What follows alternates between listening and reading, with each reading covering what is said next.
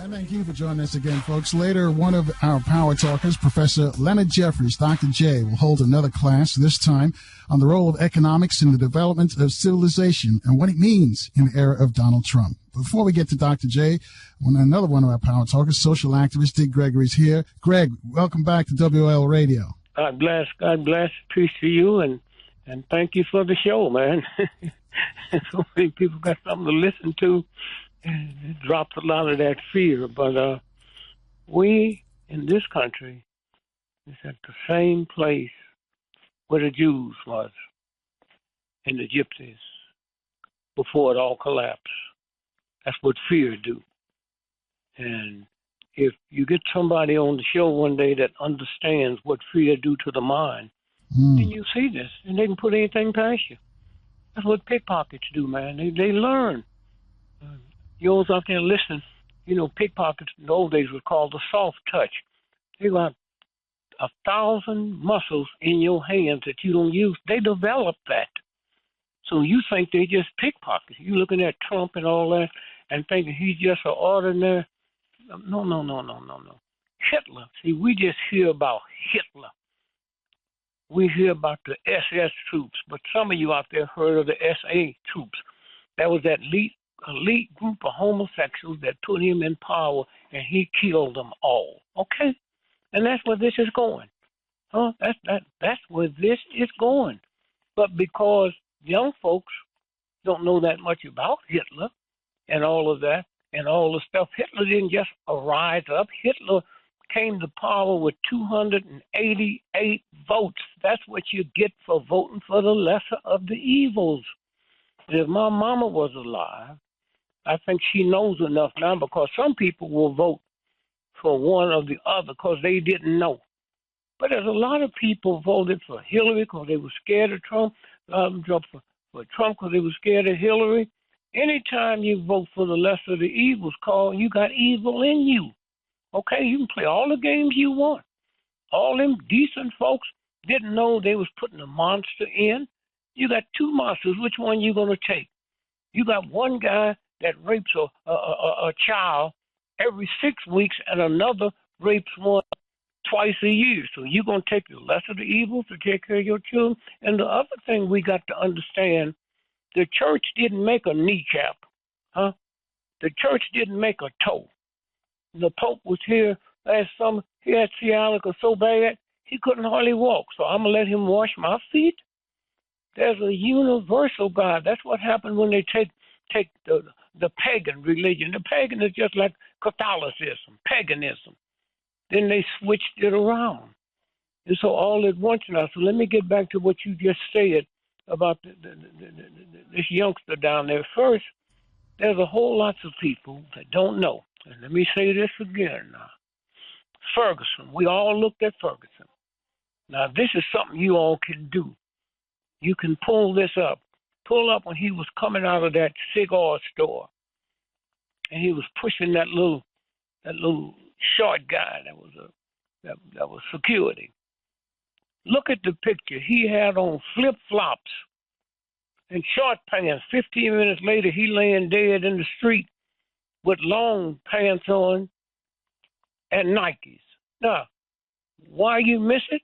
Because the network's got to be part of it. I'm sitting here, and I can see it, and all them people out there, but when you see it, they telling you. It's like going to a boxing match. They tell you what you see. You go to a football game, they tell you what you see. That's why they can throw games and trick games. They telling you what you seeing, and what you seeing is not what you seeing.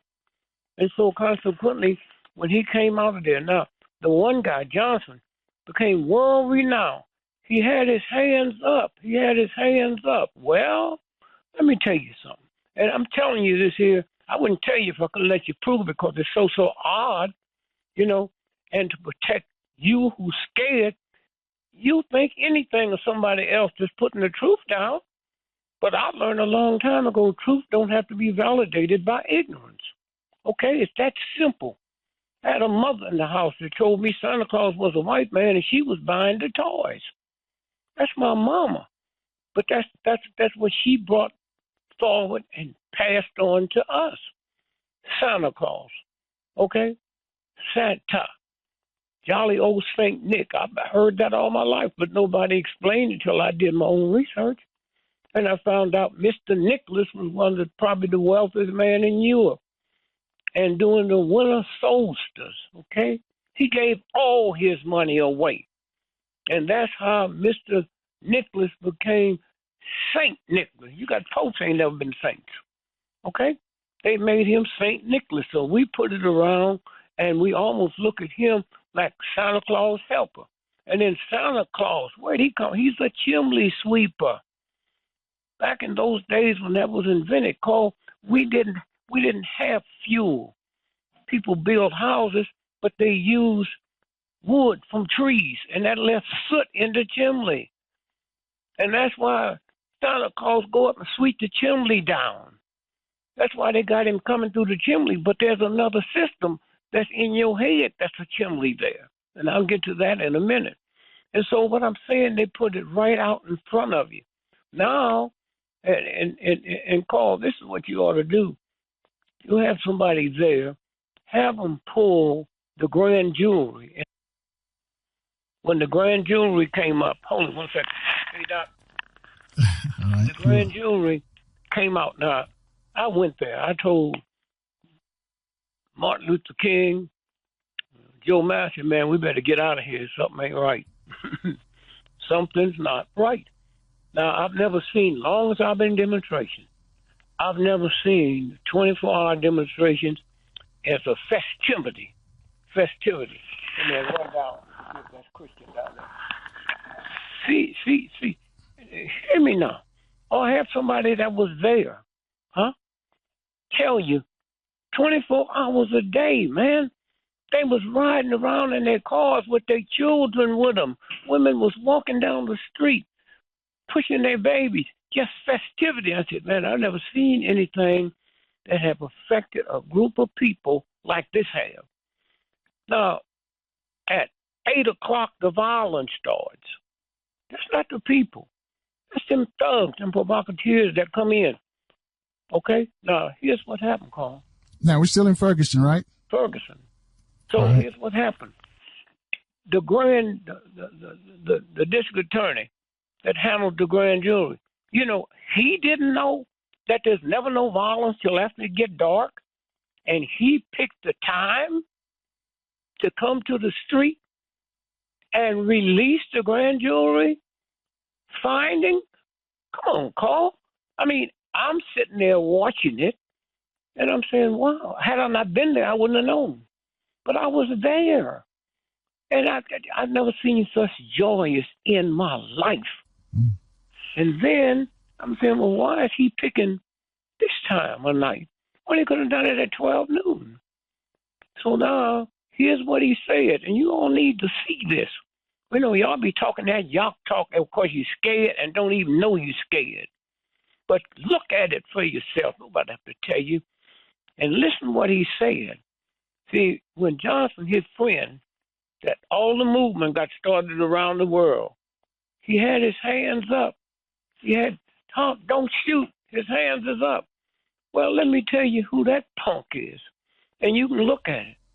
When I saw the FBI put him in witness protection, I said, oh, wait a minute. That's not a federal crime. Why is he in witness protection? What are they protecting? Okay? Now, most people listen don't even know he was in witness protection. Okay? Now, all at once now, when he reads it, and everybody said he was found like even the black folks on the jury. So we so busy calling somebody's Uncle Tom and all this. So what? You don't call white folks no names. You get on the show, I hear you talking. Call you Uncle Tom, so-and-so's Uncle Tom, so-and-so's doing this here. Well, let me tell you. Here's what the DA said. He said, we had a very good authority and a respected black person in the community, Johnson. He told us he was lying. He told that to the grand jury. So y'all sit with your fear. That's how Hitler come to power. You're so busy, and I'm not saying this being mean. I'm saying you're so busy and don't know NBC, CBS, all of them's part of the trick. Okay? I know that Kennedy didn't die in Dallas, but NBC and CBS don't know it. Here's a man, the most powerful man in the world, shot down. Hold on one second. All right, we're speaking live with Gregory. Why don't you finish up? Let me just tell you how it works real quickly. So, all at once now, I know that King didn't die on the balcony. Okay? So I'm that smart. No. Everybody covers it up. Did you ask yourself a question? King is laying on the ground, and 5 people standing there pointing. Well, wait a minute. How'd they know it wasn't going to be another shot? Right. Hold that thought right there, Greg. We got to check the traffic and the weather in the DMV. I'm sure you want the folks want to find out what the traffic is. So they're going up to Connecticut Avenue on Northwest. Join us, folks, after the traffic and weather update on AM 1450 and FM 95.9 WOL, where information is power.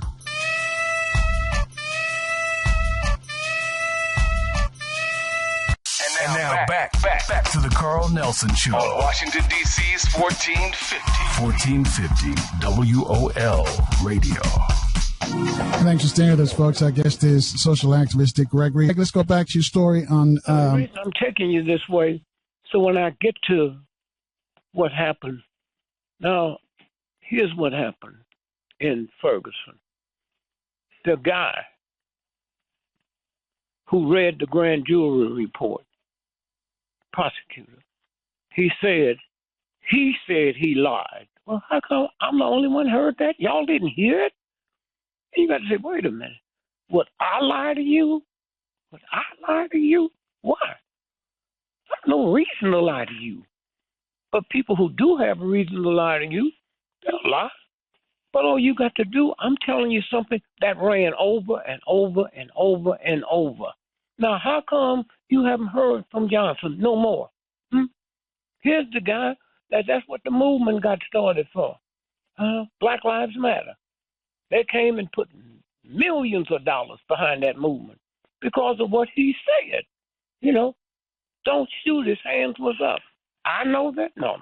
I got the same eyes that the universal God, not the church, the universal God gave everybody. Queen Elizabeth is the richest woman on the planet, but she don't have no more toes than you. Her fingernails don't grow under the bottom of her feet, huh? Everything, but we get mixed up and talk all the stuff, and they come and manipulate. So let me just finish Ferguson, and then we'll go to the question you asked. So now, Ferguson, have you asked yourself, how come this movement started? Because what he said, you ain't heard nobody. This year passed, last year passed, you haven't heard nobody mention him. They talk about dead ball players that died 50 years ago. But this man, nobody. And if you looked at that movement, there's white folks when they march, and all y'all got to do is check it. When they marched in New York City over that killing, they marched on FDR Drive. That's white folks. They never went to Harlem during the march, and they haven't gone now. They haven't gone to all them people that's been killed. They went all over the world. They didn't march in Africa. Huh? What do you think that means? We're so busy racism and all of that. You don't see it, okay?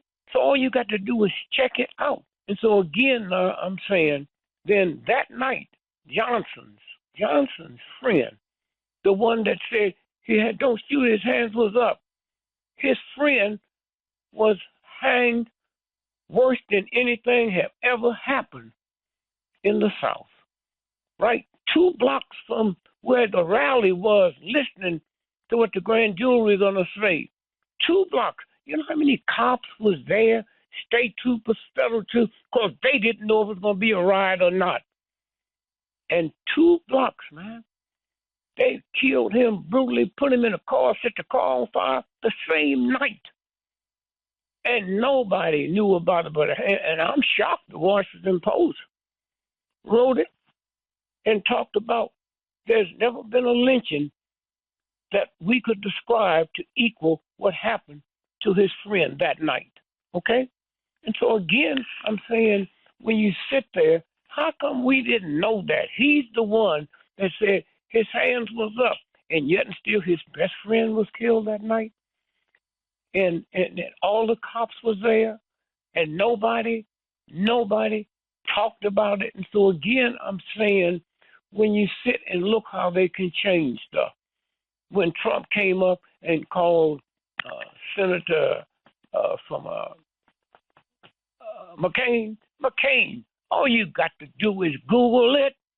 McCain is the biggest rat, liar, disappointing point, and everybody. I know it. NBC don't know it. I know it. Presidents don't know it. Let me tell you something. He wrote a book. His daddy was an admiral.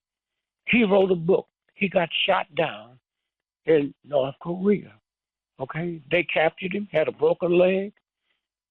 He made a deal. He said, "If you take me to the hospital, where you take your people with money, I tell you everything." This is John McCain. Okay, all right, John McCain.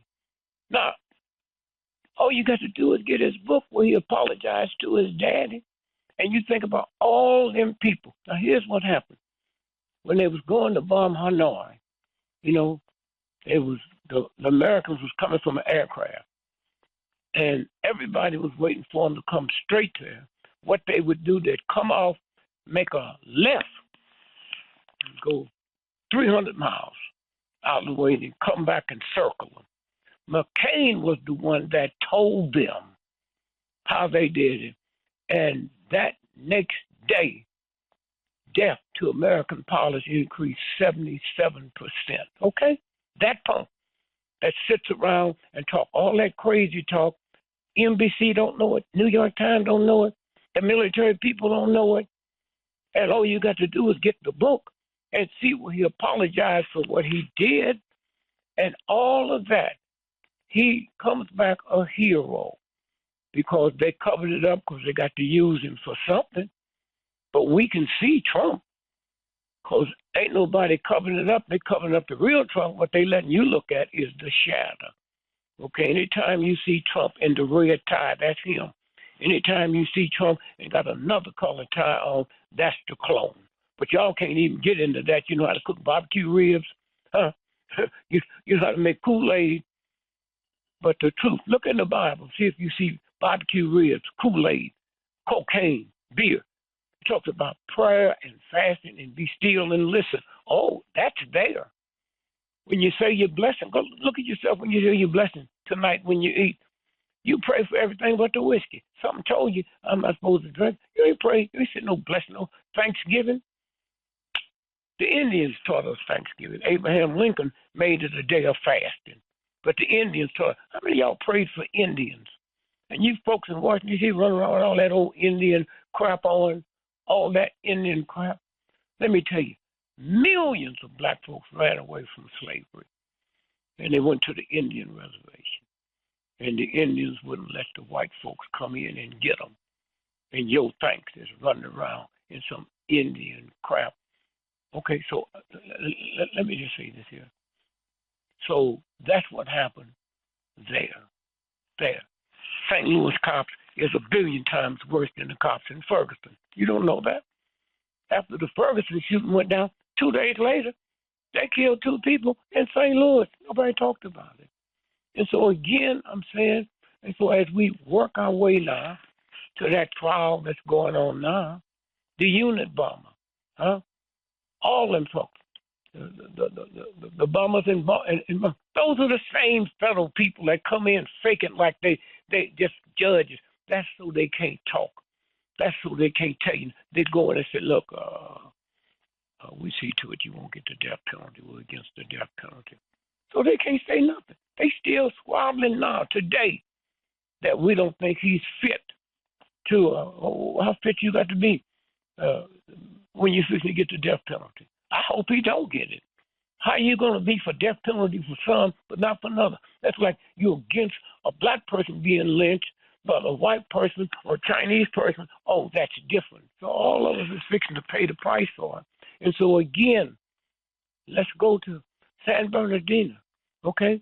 All them people was killed there a week before Christmas. Not 1,000 people, not nobody made a cell phone call. You didn't hear one cop. You didn't hear one ambulance. You didn't see nobody interviewing anybody? Huh? Look at one of the fine names on the planet. I don't know him as a human being. Oh, one of the fine entertainers. Okay, he was killed, and they diverted the plane to a little plane 40 miles off Chicago. When you're in an airplane call, 400 miles or 40 miles is the same. How come he didn't go 40 miles to the right and land that plane in Chicago? Now, here's this little bitty hospital. Oh, we so busy moaning. Oh, he was alive. You haven't seen one newspaper man, person, woman, come in from around the world and interview people in that hospital or show you a picture of that hospital where they had prints. You saw him the night before in Atlanta, that one-man show. He did two of them. Did he look tired? Did he look sick? And then all at once, the next thing we hear, he's on a charter plane. But what they didn't tell you, who is the charter plane owned by? Huh? Warren Buffett. Huh? That was his plane. Okay? But he goes around as the fine this, the fine ain't nothing but a piece of dog. Okay? Doo-doo. Okay? Now, are we dumb enough to believe those big, powerful planes that they said hit the World Trade Building? Are we stupid enough to be some little punks? Huh? Little punks. All they got to do is say Arab, and you already, that's like you say, black person, and you ain't even supposed to get a fair thought. They hit, look, Carl, if you in that plane and you flying it, that plane's going over 700 miles an hour, the World Trade Building look like a toothpick to you. Okay? That's what it looks like. Okay? And you tell me they all hit them bill on the first strike? And then somebody said, well, how'd they learn how to? Oh, they didn't. They just learned how to use the simulators. Okay, well, let me see where they went to Florida, huh? The simulator place where they teach pilots how to fly. Who's that owned by? Warren Buffett. Okay. I don't expect you to know this. I don't expect you to know it at all. I know it, but NBC don't know it. Oh, hold on a second, Greg. We got to take a quick break here.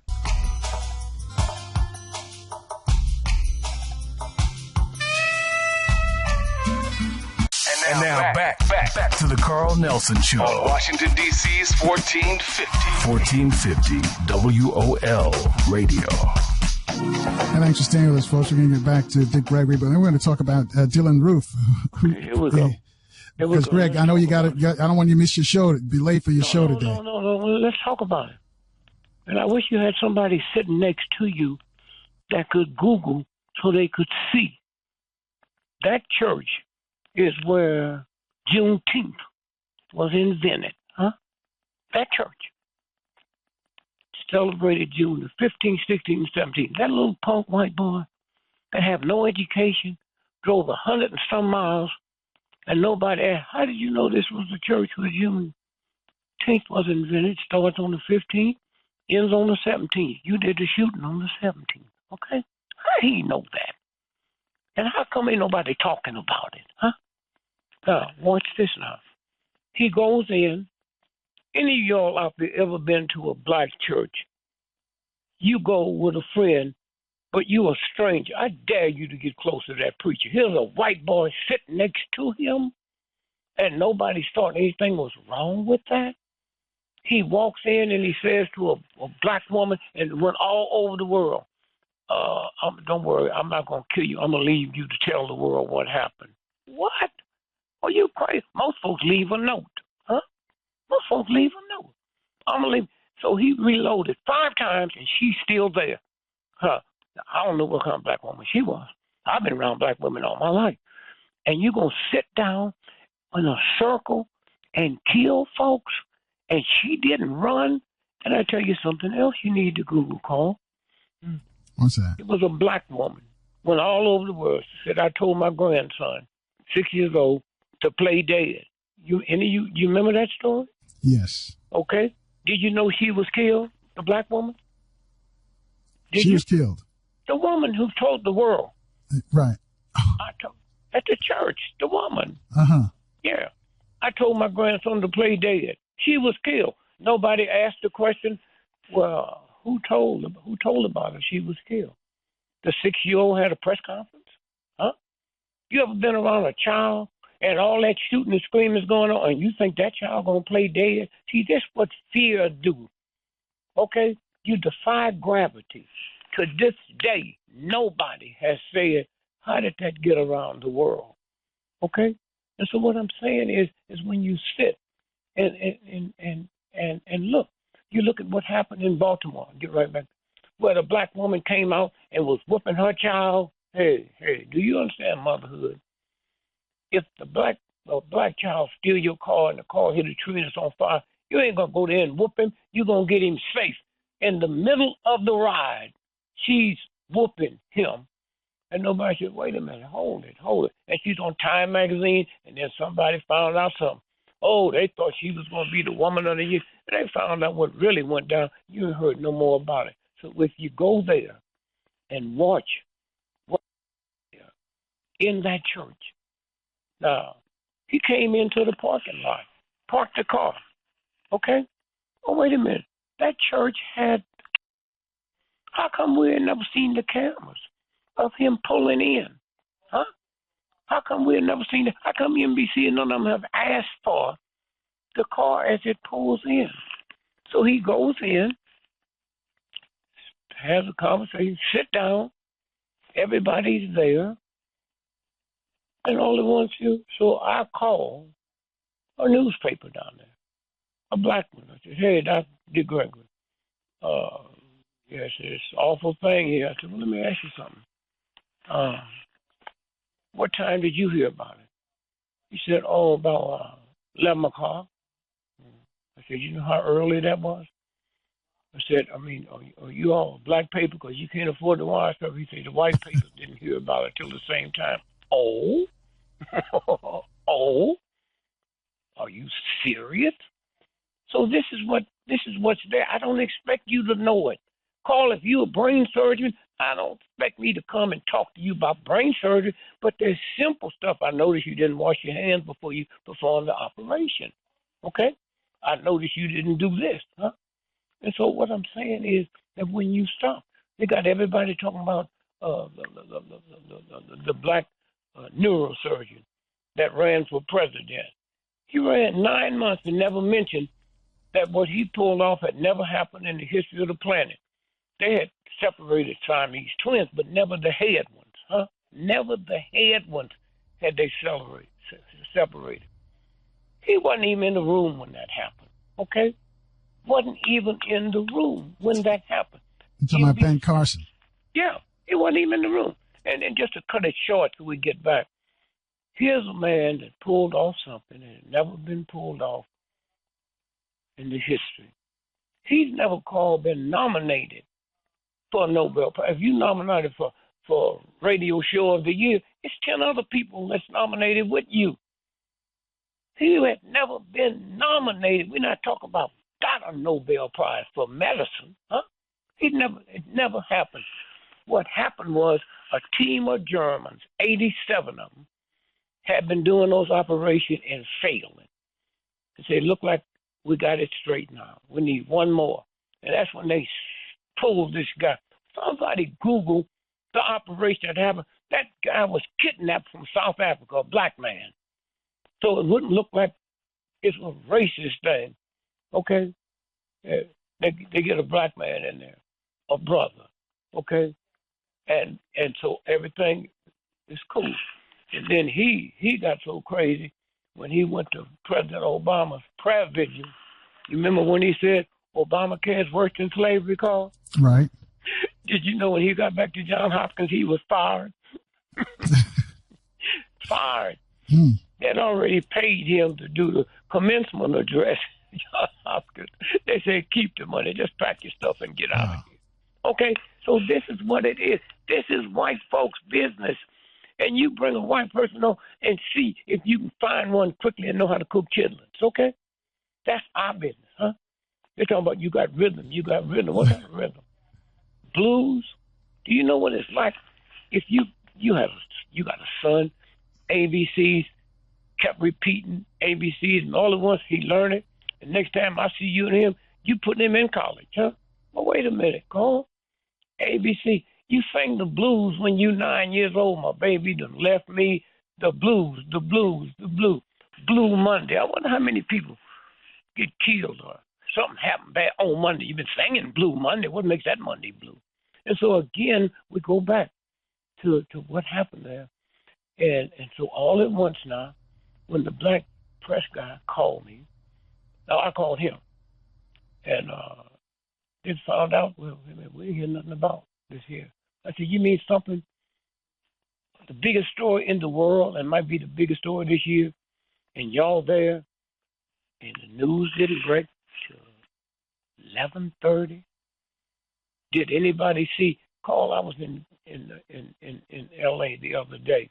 A Google car picked me up, and they said, you know, I heard you saying something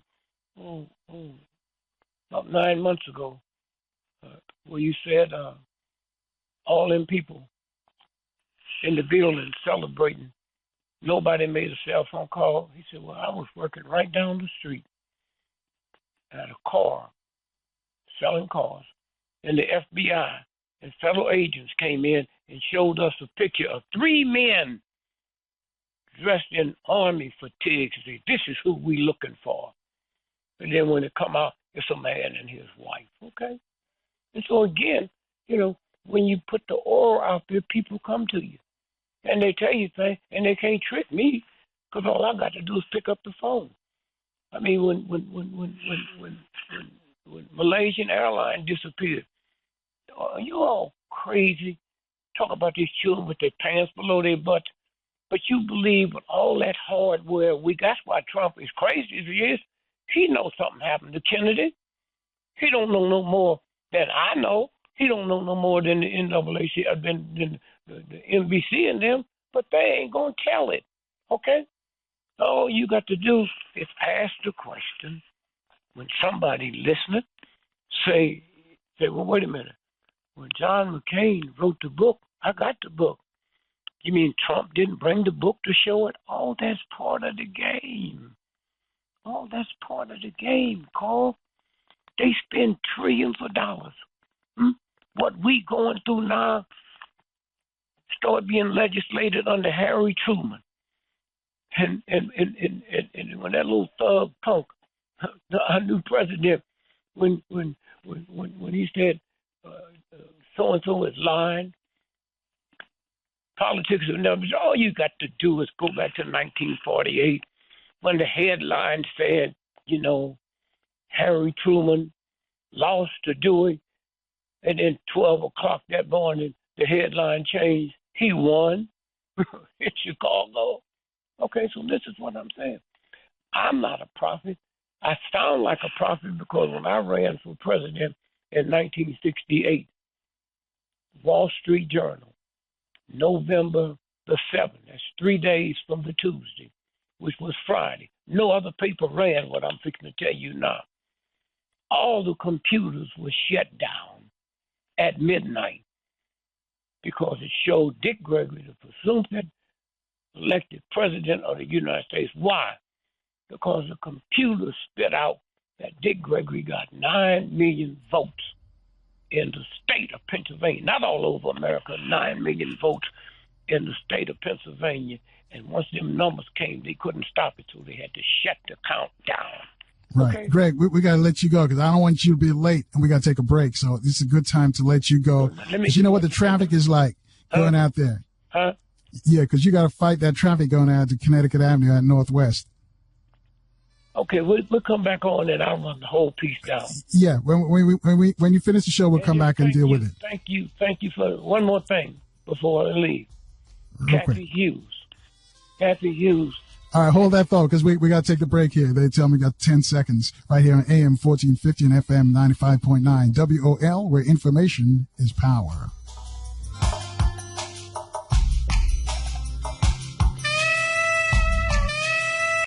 And now back to the Carl Nelson Show on Washington, D.C.'s 1450 WOL Radio.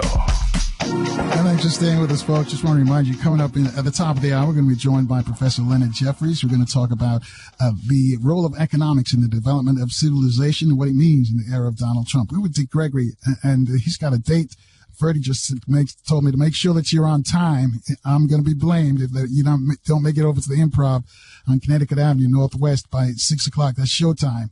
But the show is sold out. I'm telling you this, folks, so don't try to get over there because the no more tickets have been sold out for months. But Greg's going to be in the district next month with Paul Mooney. We'll tell you more about that. Greg, you wanted to say something before you leave? I was saying about Kathy. I worked with Kathy, and that's when my life changed. You know, people hear you, and they say, wow, listen to Carl. They don't know how many years you put into this. They don't know the rhythm. I learned the rhythm, not from being a comic. That rhythm don't work when you're talking about discovering things. And so me and Kathy sit there, what a genius. I'd read papers. You've been around me. I get every paper I can find. Kathy just sits there and come out of her spirit. So it was on a Friday night. We on from 6 to 10. So I said, Kathy, do Princess Di owe you any money? She said, what you talking about? I said, guess what I asked you? Do she owe you any money? Just like you got to go to commercial. We was finishing the show. She said, what are you talking about? I said, well, if she owe you. No, I said, if the wench owe you any money, you better get it tonight because she'll be dead by the end of the week. They killed her the next day. Huh? They killed her the next day. Huh? I know that. NBC don't know it. Huh? CBS don't know it. But I know it. If you're stupid enough to believe that. And so when you stop and think about it, the last question I'm going to ask you, you ever heard the word tall, dark, and handsome called? Yes, I've heard that phrase. You ever heard him called Sidney Poitier tall, dark, and handsome? You ever heard him called Harry Belafonte tall, dark, and handsome? No, not to those brothers. That's a phrase that they use for white men that they know is passing. Clark Gable, Rudolph Valentino. That's why you never heard it. So this is what this is about. And so again, I say, here's y'all's homework. The killing happened on the 17th of June. I just want you to Google this. Google 2 days later, on the 19th of June, in South Carolina, $29 million was fast-tracked to give to the victims' kinfolks. Did you hear that before? Did you hear that? It's $3.2 million per family? Huh? And nobody knows about it but a handful of people. All you got to do is Google it. 2 days after the shooting. You know how long it takes to go? This was the Justice Department fast-tracked $29 million to pay the victims of the family. Okay? So that's all I'm saying. It happens every day. Every day. And what y'all fixing to see Trump do, most of you wish you was never born. Okay? That's what's fixing to happen. And you can't feel it. You can't see it. But if me and Carl applied for a job collecting garbage, the first thing we get it, they're going to ask us to bring in our tax return. Here's a man running for president of the United States, and he don't need no tax return. Instead of y'all saying, wait, that's impossible. Hey, wait a minute. And so, again, I just thank you, Carl. I thank what you can put out and tell Brother Jeffrey. He took my 2 babies to Africa. His wife. I was so embarrassed. I'm the blackest thing on the planet, giving $1 million to the movement. And I told my 2 oldest, y'all going to Africa. You know what Dick Gregory's children told him? We don't want to go to Africa. They'll eat us. I said, what'd you say? They'll eat us. Now, all you got to do is be clever. I said, okay. My wife was upset. You couldn't believe that was coming out of a Gregory. I said, well, y'all don't have to go to Africa, but you're never going to go back to Disneyland again. And so they went to Africa. Ask Leonard, he'll tell you, Jeffrey. They went to Africa with Leonard Jeffrey, his wife, and a group so they could go back to Disneyland. And after they went to Africa, they never wanted to go back to Disneyland. Wow, what a story. Yes, what a story. Greg, be safe out there now because I don't want you speeding out there getting up Connecticut Avenue. No. Won't even happen. I know the shortcut. Okay, yeah, because you heard what the traffic was like. It's just crazy out there. Thank you, baby. Bye-bye. All right, that's Dick Gregory. He's going to be at the traveling right now, going over to the Improv. But here's what we wanted to talk about. We want to talk about Dylan Roof. What are your thoughts? He was convicted of the murders of the Charleston Nine. Is he a stone-cold racist or crazy or both? Those of you know a little bit about the prisons and the prison gangs out there. They're all, different areas of the prison. He'll be like a martyr in there with the white nationalists, the Aryan Nation. They got their own gangs in the prison. What are your thoughts? 800-450-7876. Let's go to Daniel on line 1, calling us from Philadelphia. Daniel, you think this guy's crazy or you think he's just a cold racist? Well, it really makes no difference whether he's crazy, whether he's a cold racist. He's probably both. But to tell you the truth, the real punishment for him would be 23 hours, 24-hour lockdown, 23 hours in solitary, nothing in there with you. You just in that room by yourself, 23 hours a day. For how long? They only let you out for an hour, and then for how long? For how long, Daniel? I mean, for life. Mm. You know what? What do people say when people die? They comfort you. They say, well, they're at peace now. Their troubles are over. Their problems are over. You kill him, that's a break. You're giving him a break. If you put him in population, you're right. The Aryans will love him and protect him. But you put him in 23-hour solitary confinement, 23 hours a day in a cell with nothing in there but just you, that's a nightmare. And you're 20-some years old, so you got 50 years of that. And then only out 1 hour a day. And to make sure that the guards are black that are watching. So the only people he's going to see for the rest of his life is black people in a cell. Let me ask you this, because this is what he said today. Well, it was released what he said today, because I think he wrote this and they just announced it in the courtroom. He says it's not fair for him that he has to hear so much from the loved ones of his victims, because that what went down during the trial. This is the sentencing phase now. When you heard that, did that make you angry that he said it's not fair for him to hear so much from the loved ones talk about the victims that he killed? Slim is just twisted. That's the bottom line. Really you got to be concerned with how many more twisted people are like him out here. There's quite a few. He's getting applause now. If you read some of these reports, people. Yes. And this is before Donald Trump burst on the scene. So he's getting quite a bit of applause. And he himself says he's not crazy. Well, you know what, though? The bottom line is that's good. You're not crazy, but we're not going to kill you because that's the easy way out. And we're not even going to put you in prison population. I'm telling you, Carl, how would you feel being in a cell, nothing to do, no books, nothing, just you in that cell, 23 hours, 23-hour stretches. You're out for an hour. You don't see anybody. You're not interacting with anybody. And then you're back in that thing again. And you're like that for 50 years. He's 22 years old. Daniel, I think this guy may be able to do that, man. Well, you know what? Let me tell you something. He is not inhuman. I don't care who you are. No one is comfortable with a 23-hour. You're a human being. But how can you say that? If here's a guy who walked into a church, they handed him a Bible and they talked a little bit of scripture, and then he blows them away, and you think that just locking him up in a room is going to be cool? I mean, this guy obviously thinks he's a soldier in the army of racism, and when the military drafts you, you may not have ever pulled a trigger in your life. You may not have killed a fly, but when they put you in combat, I know some people that have done a lot of killing when they weren't killers in the first place. So, it's all relative. He thinks he's some kind of soldier in a fight for white supremacy. But my issue is, again, I would not put him in prison pop. I would not execute. I give him the most of it. I had another philosophy about punishment.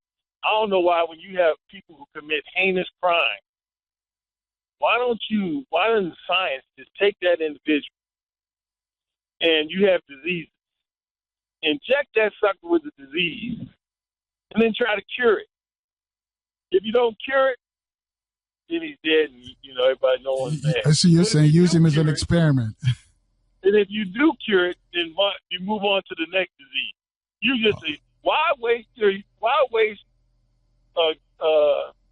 research on mice and animals when you don't know? When you got people who committed heinous crimes, perfectly good bodies, experiment with them. He's committed a heinous crime. The only thing you could do to even minutely try to repay anything is your body, you become a human guinea pig. It's either one of those. You're a human guinea pig and or you are spending solitary confinement. All right, I'll tell you what, Daniel, because we got some other folks who want to get on. So I want to find out if anybody agrees with you. I thank you for your call. Daniel calling us from Philadelphia. Let's go to line 2. Warren J. in Maryland. Warren J., do you agree with what Daniel just said? Can you hear me? We can hear you loud and clear.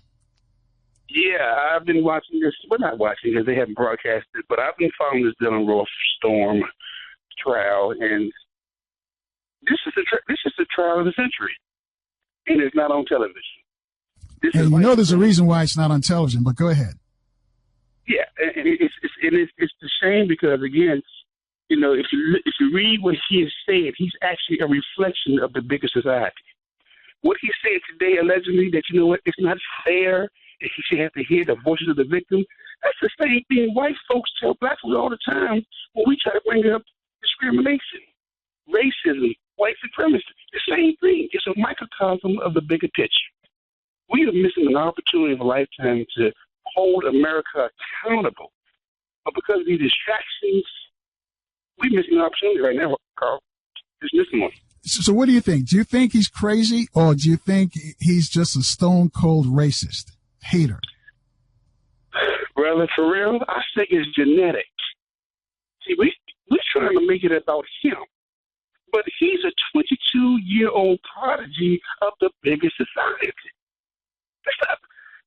Look, America is on trial. Because he said 3 things. They are killing our people. They are raping our women. Okay? They're taking our job, taking our land. All right, hang on a second, Warren. We got to take this quick break here. We're closing on the top of the hour. I'll let you finish on the other side, right here on AM 1450 and FM 95.9 WOL, where information is power.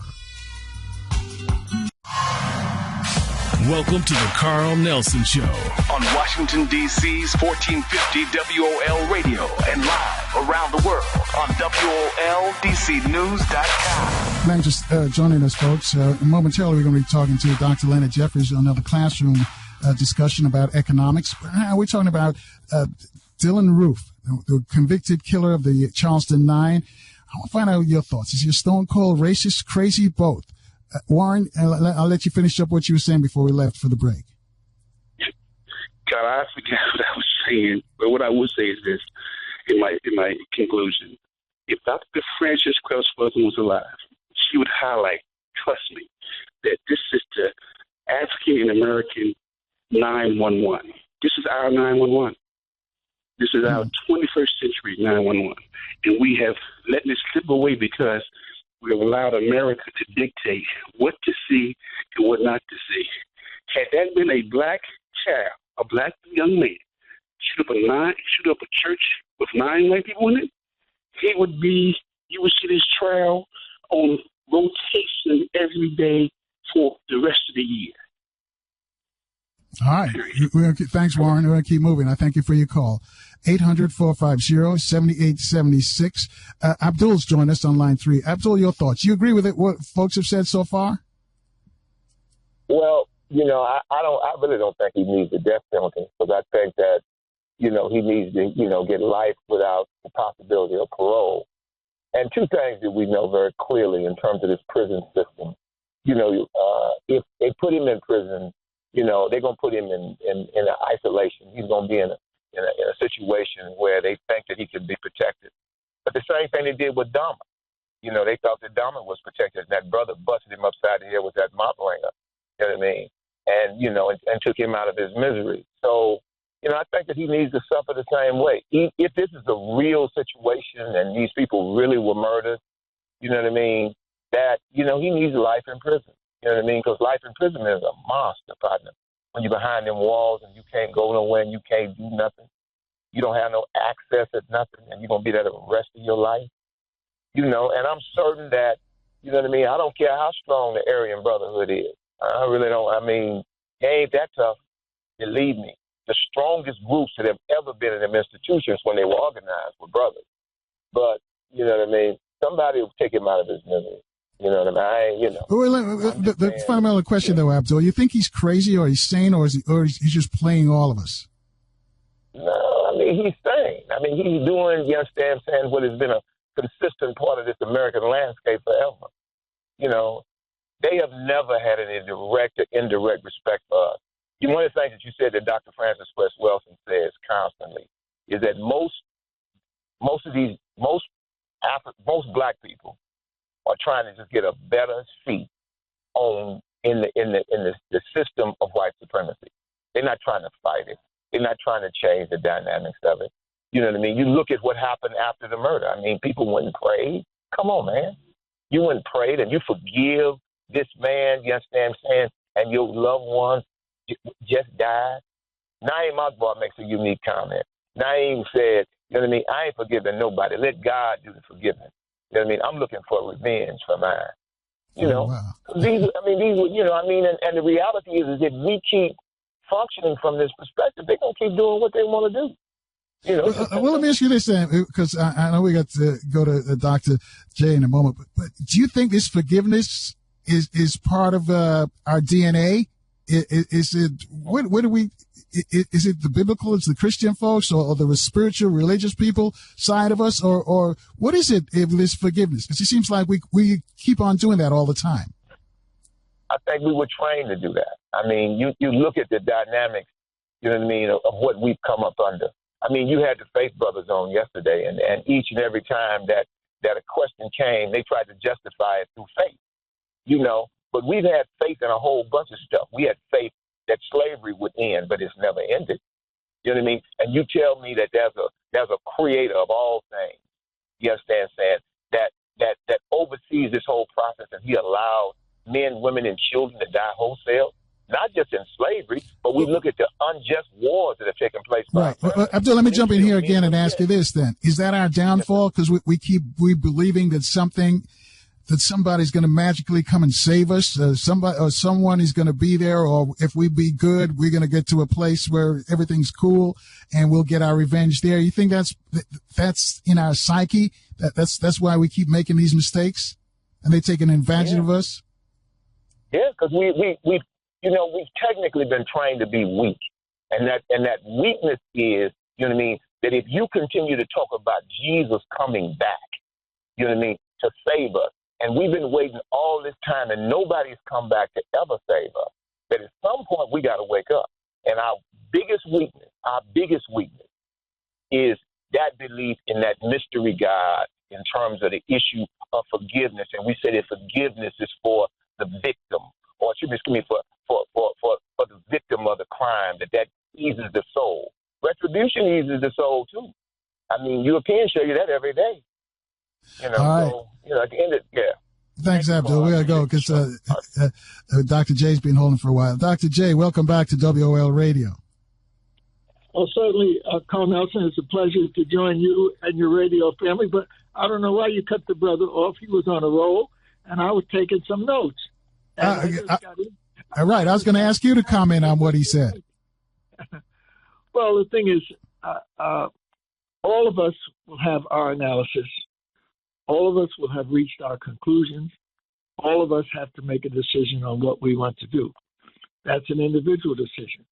That's not a collective decision. And so he was expressing sincerely his collective decision, his individual decision, which impacts on us collectively. So we need to have some serious discussions on all of this. So this opens up the question of what kind of socialization have we had? And then what kind of acculturation has that produced? Now, I'm not talking big-time talk. Socialization is how you get your beliefs, your role models, your patterns of behavior, how you become who and what you are. That's a part of what I call formation. And then the society, and that comes mainly from the family as a beginning, and then it spreads into the larger society. Acculturation is how you fit into society. What are your values? What are your beliefs, etc.? And the society has all types of institutions that socialize you and acculturate you to it. So what societies have we been acculturated and socialized to? These are the societies produced by slavery and colonialism. And so we have to understand why we are where we are and whose we are in terms of our thinking and whatnot. And then we have to have a collective decision that many of us got to make a move. You can make it individually, it's going to have no impact. You can make it collectively, it would have a big impact. And so, but we have to discuss this question. We can't say, well, the Protestants this and the Catholics that and the Muslims this and the Muslims that. All of those traditions about what life is and what the world is and what the dynamics of the world is all about are the great mysteries. We don't have any real understanding of all of this. So in order to understand the great mysteries of what life is and where do you fit and how do we fit as a family and how do we fit in the global context of the universe, people have had to come up with some kind of possibilities. So what we've been processed into is part of the larger question of trying to solve these mysteries. What is life? And what is it? Is death? And how do you fit into society? So we need an African cultural understanding of life. We need an African economic system on how our wealth is produced and used. We need an African political system that controls that wealth and puts in place the space that we can do what we need to do for ourselves. But first and foremost, if you ain't got your mind, you can't determine where your behind is going to be going. They got our mind. They still got it. Even the most revolutionary haven't been able to shake that mind control. Even the most committed and concerned, even the most religious haven't been able to shake that mind control. So we got some things to do. And so as we start this new year, I like to shift things around and put a rock in that new year and turn that year into era, a new era. We need a new beginning for African peoples to say we want our mind. We have to find our mind, free our mind, Africanize them. I ain't African. I'm from Alabama. I ain't African. I'm from Jamaica. I ain't African. I'm from the Dominican Republic or Brazil. Our mind. Wade Noble said it best. African peoples everywhere have a shattered consciousness and a fractured identity. And it didn't happen by happenstance. It's part of the programming to keep you in control at whatever historical period you're talking about, at whatever level of understanding you're referring to. Mind control is the key. And that's why they have come at so many of us who have attempted to look for a liberation of the mind. They said, no, crush that right now. Don't even let that light flicker.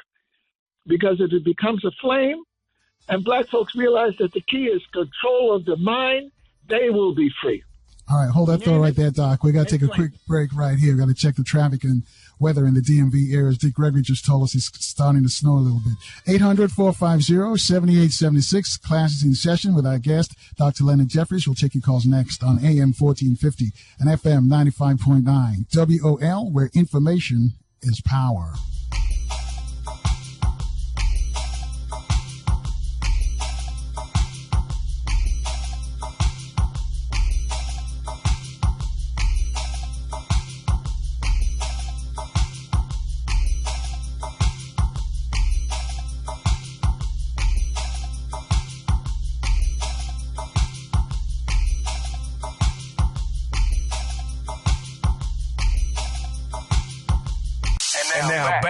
Back to the Carl Nelson Show on Washington, D.C.'s 1450 WOL Radio.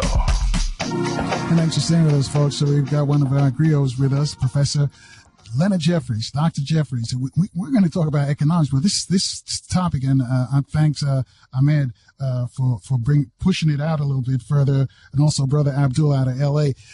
Why are we so forgiving? And this all came out of what's going on with Dylan Roof, the Charleston Nine. He got convicted of killing the Charleston Nine, and you all saw it. You know, the victim, the families of the victims, they're all apologizing and feeling sorry, and they're going to pray for him. So I want to find out, where does that forgiveness come from? Other folks are not forgiving. The other people, they don't forgive. So, Dr. J, help us out, and because you say they've got our mind, so how do we free our mind? Well, that's where our mission should be primarily focused on. Freeing our mind from the constraints. We're under, not only have we been the product of physical enslavement, but we've been the product of a mental enslavement and a spiritual enslavement. And so we have to look at the whole picture and begin to put our plans in place. Because if you have a plan, you have a possibility of changing something. If you don't have a plan and you're under somebody else's plan program, then there's very little that you can change. It may change by happenstance, but it won't change because you've actually directed it. And so we need to look at our history and do an analysis. And that analysis has to be what I refer to as a systems analysis. You have to understand that the key to understanding what life is all about and where it's going to go and what it can possibly be in terms of its productivity is you've got to have a systems analysis. Our great brother Dick Gregory, he's used his comedic prowess to become a commentator on life. But at one point, Dick was a runner. He'd be running 26 miles. But you just don't get up and run 26 miles. You got to have a plan. You have to have the 3 Ps. You have to have a plan, and you have to have preparation, and then you have to be ready for all of the possibilities you're gonna run into. So we're just living life, trying to survive. We're at the level of survival culture. We don't have a plan. We don't have the preparation, and we don't understand what are going to be the possibilities, negative and positive. So we've got to change all of that. And then we could begin to feel what Malcolm felt after he had his prison experience and he met the tradition of the Nation of Islam that helped him liberate himself from the enslavement of his ancestors. And then he took into his life another socialization that came out of what was the plan of the Honorable Elijah Muhammad. And then Malcolm went even more revolutionary than that plan. And then he concluded that we need to free ourselves by any means necessary, not just by a Bible, a Torah, or a Quran, any means necessary. So we need to study these brothers and sisters who have been tackling this system of domination, destruction, and death, which we call white supremacy, which we call the American way. And here's a man yelling and screaming. He wants to be the president of the United States, and he's saying, we need to make America great again. In other words, we need to get the slave system working a little better, maybe working it like it did for hundreds of years, where we had people caught up in a situation where they are the mothers and fathers of human development and culture, but we had them in a vice in which we were saying they weren't even human. And we've had them in that vice for hundreds of years. Now our people, by various means necessary, have been striking a blow for liberation. And then when we do move in that direction, here they come again with another part of their system, another technology controlling the internet and controlling the airwaves and the Facebooks and with Clinton and treating and doing and beating and all. But however, I believe that we're on a victorious path when we move from being not even human in the context of the European world, and unfortunately in the context of others, including some Arab cultures, when we have moved from that to where we are beginning to see a possibility of what we can do when we control our minds. And when we control our minds, you can control the behind. And so we are in the process where we've got to not worry about Black Lives Matter. All lives matter. But if you don't understand what Black lives have been subject to, then you can't even come up with your strategy or your plan. Our brother from Mississippi, Amos Wilson, made it through the miseducation of Mississippi, had his mind and heart, mind, body, and spirit intact. He made it through Georgia and the Morehouse processing of being achieving Negro. And then he came up to New York big time in the Big Apple. And he was faced with an education in the Catholic system. And so he survived the Jesuit mind control. He survived the mind control of the Negro of the South, which was to show that you got a place in the society and it's at the bottom. He was able to survive the success syndrome of the Negro that Morehouse and our other institutions have in place. And he went beyond that. And then he got into the Jesuit system, and he did not become a Clarence Thomas. He began to see the revolutionary possibilities of mental liberation. And so he laid out a blueprint. You got to study an Amos Wilson. Oh, well, I heard a tape. Tape don't mean a damn thing that introduces you to him. You have to study his whole school of knowledge.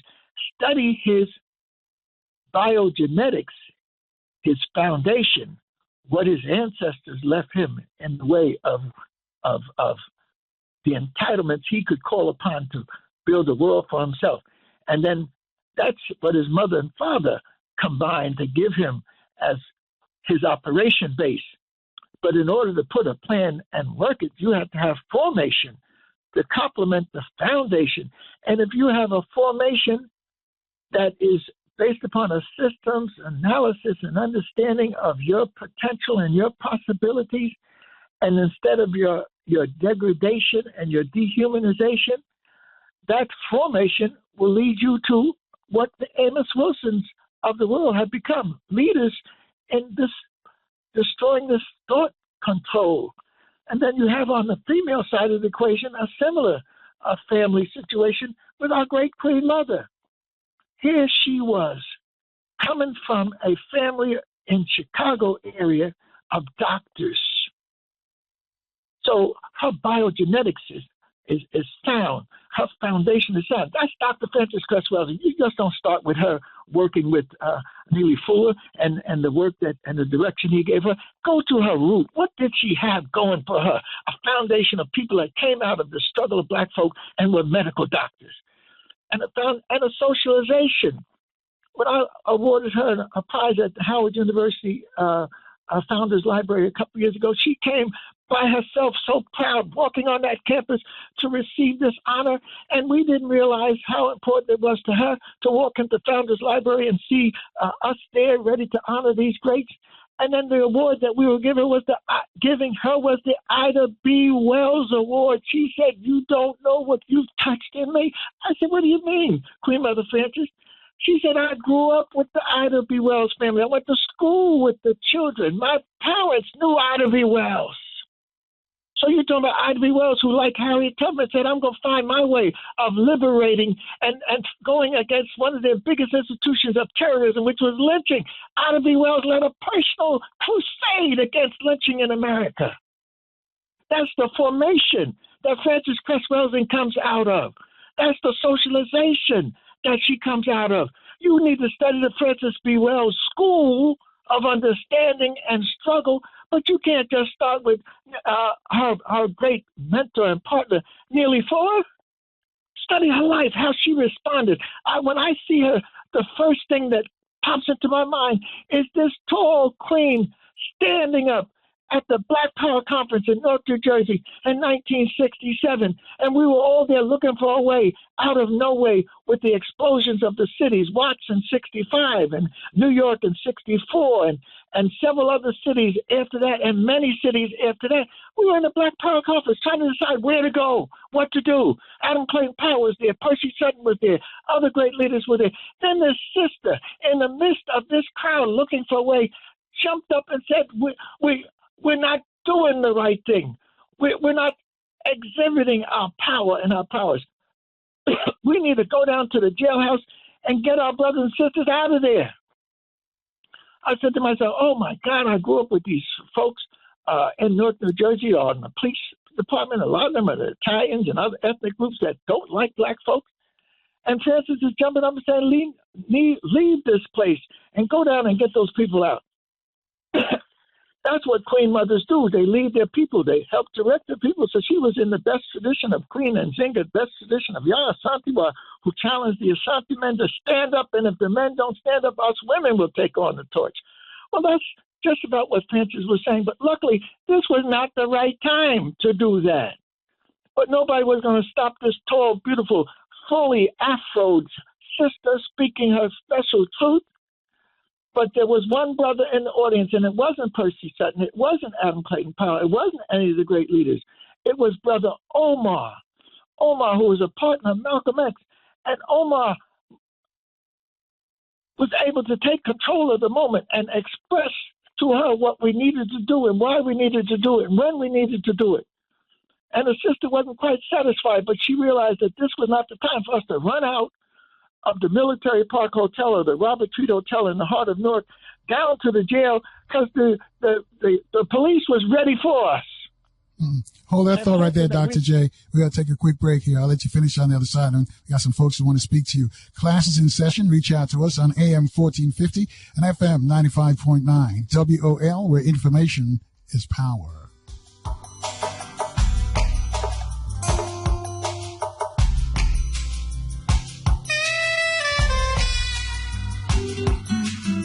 Back to the Carl Nelson Show on Washington, D.C.'s 1450 WOL Radio. And thanks for staying with us. Our guest is Professor Leonard Jeffries. It's time to free your mind. The class is in session. You want to ask a question to Dr. J, just raise your hand by dialing 800-450-7876. We're trying to free your mind, folks. That's what we're working on today with Dr. J. So, Dr. J, I'm going to let you finish up what you were saying before we take some calls for you. Yes, I was saying that we need to go deep in our understanding, go deep in our analysis. And when we take a beautiful sister who is going to be with us forever in terms of her mission, which was to lay something strong on us about systems, that Frances Cress Welsing will speak to us forever. And it's not just a text that she wrote or the great ISIS papers, a book that she published, but her messages were clear and consistent from when I met her in 1967 to our engagement over the years until she left to join the ancestors. So study her life, study how she handled challenges. Just don't be satisfied with a tape. And then don't pin her down at a certain period of time where she was a heavy Christian. She went beyond that. Or don't pin her down when she was an academic fitting into the medical teaching at Howard University. She was pushed out of Howard, but she survived that. And so don't link her to one period of time and then say that's her whole life. Look at her whole experience, her roots from her family, her biogenetics, what she inherited, and what she did with that. And then the training and the formation she got from people who had liberated themselves to such an extent that they were medical professionals, and then how she went beyond the medical profession with her building on her medical training, but then tapping into this mind understanding and this Africanization and this systems analysis. She used to say, there's a chessboard, and we're only playing on the right side of the chessboard. Many of us don't know there is a black side to the chessboard. And so we've got to begin to understand that the control over us is to keep us on the right side of the chessboard. We don't even know that there's a game to be played on the black side. Now, that's the African side. People say Black Lives Matter. There's a whole movement. You ask many of those people in Black Lives Matter, does African lives matter? They ain't got nothing to do with Africa. It's black lives. So that's your personal life. That's your life in America. It's not your life on the planet, because the life on the planet is an African consciousness that goes to the beginning of human development, that goes to its highest level of development that occurs not in slavery in America, but in building civilization and culture in Africa. And then when you have culture in Africa in the river valleys of the world, around the Sun Belt that African peoples participate in, you have to ask yourself, you have to put three things in place. Using that pyramidal formulation, that triangle that I use to try to teach, that first and foremost, when you look at that equilateral triangle, you have thesis, the beginning. And then you have antithesis, the opposite. Because in the universe, there is a consciousness of the law of opposites. There are laws that deal with the laws of opposites. But when you link the thesis, the beginning, with the antithesis, then you have to come to a synthesis.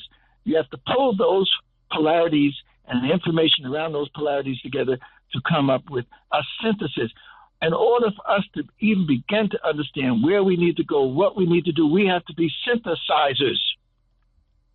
Synthesizing the thesis that could be positive and synthesizing the antithesis, which could be negative, and then you take the positive and the negative and look at it and break it down and analyze it, and you come up with a synthesis. I tell my students, as you look at this knowledge and you go to the top of the pyramid, you go to the capstone, and you have to think in terms of caps.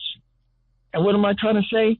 This thesis, this antithesis, and this synthesis has to be looked at in terms of caps, C, for concepts. Break down knowledge in terms of what are the concepts involved. A, for analysis. Analyze the knowledge in various levels of understanding what really is real. And then P, for this knowledge is affected by forces, processes that are making this knowledge what it is.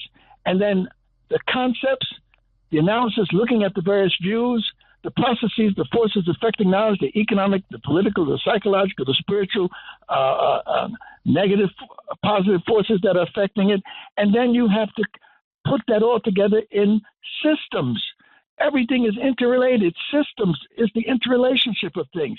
So you can't just take one little thing that people say that they're waiting for the Jesus salvation and they're stuck there, and use that as an analysis on the full-blown process of black folk trying to survive in the hells of North America, South America, and the Caribbean, and going through this process of dehumanization. It's amazing we've been able to come this far. So I'm not going to kick my grandfather in the butt and say that he was, because he thought the church could help him deliver something and the Masonic institution could help him deliver something, and then he was able to keep his land and his family together alongside that farm that my grandfather had. My grandfather on my father's side was his brother Sam. Both of them had two farms together. Both of them come out of virtual slavery. Sam was actually born in 1865. Slavery was just being ended. My grandfather was born in 1868, and they were giving us the 14th Amendment at that time. And then my grandmother was born in 1870, and that's when they put in the vote. So it looked like black folk helped to end slavery with the hundreds of thousands fighting in the Civil War, and they came up with a document and a proclamation and an amendment that said slavery was over. And then they wanted to give us the rights of citizens a couple years later. And so in 1868, you had the 14th Amendment giving us citizens' rights, and then the vote came in 1870. But systems meant that the white system, once it got itself back together again and realized these powerful black factors in their system, they put us back into semi-slavery. The freedom that we thought we had ending slavery actually turned into a prison system process that began at the beginning of the end of slavery. They started putting us in these chain gangs and whatnot.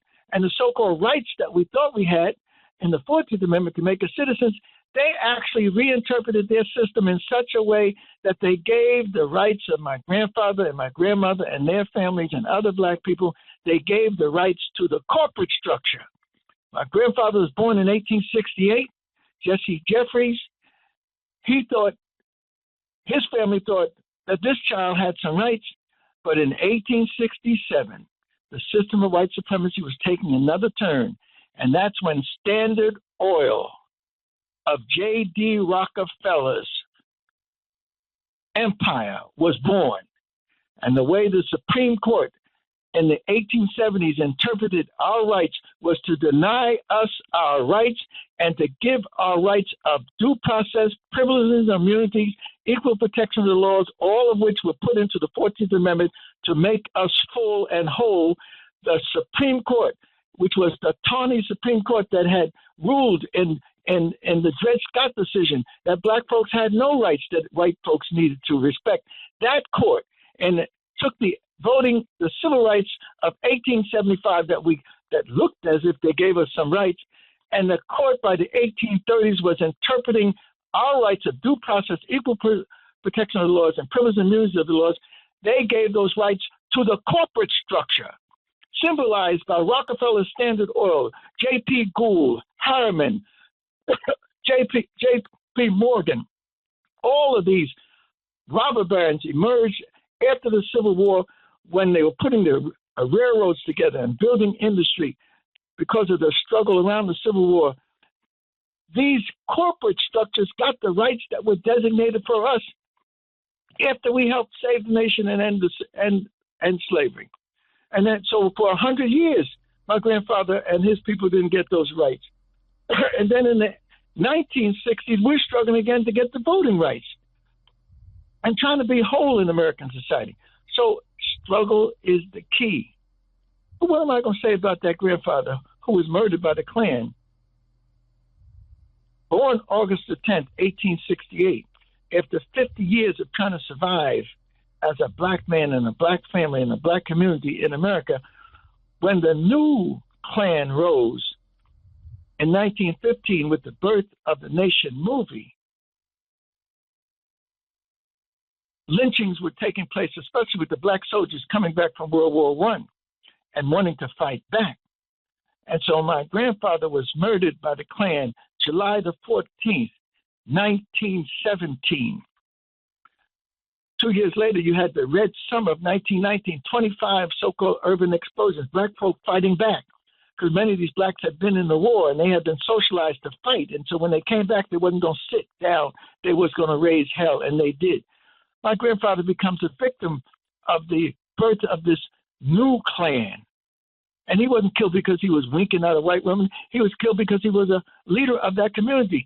He was killed because they organized themselves and built a schoolhouse on a hill that served generations of our people. They got a teacher from Atlanta, Mr. Turner, to teach those children down in the Monticello area of Georgia. And generations of educated, aspiring black folks came out of that three-room schoolhouse, including the B&B hair people in Atlanta, the Browners, including Bishop Shy, including the Jeffries, including the Maddocks. All of those families operating as African clans built a survival network and a thriving network for them. They got their land. They got their resources. They took institutions like the Masonic institutions and made them serve them. The churches served them. The Daughters of Ruth served the women. Right. Hold that thought right there, Doc. We got to take a quick break. And when we come back, we've got a bunch of folks who want to talk to you from all over the country. You too can join the discussion with Dr. Leonard Jeffries, Dr. J, Freeing Minds, right here on AM 1450 and FM 95.9 WOL, where information is power.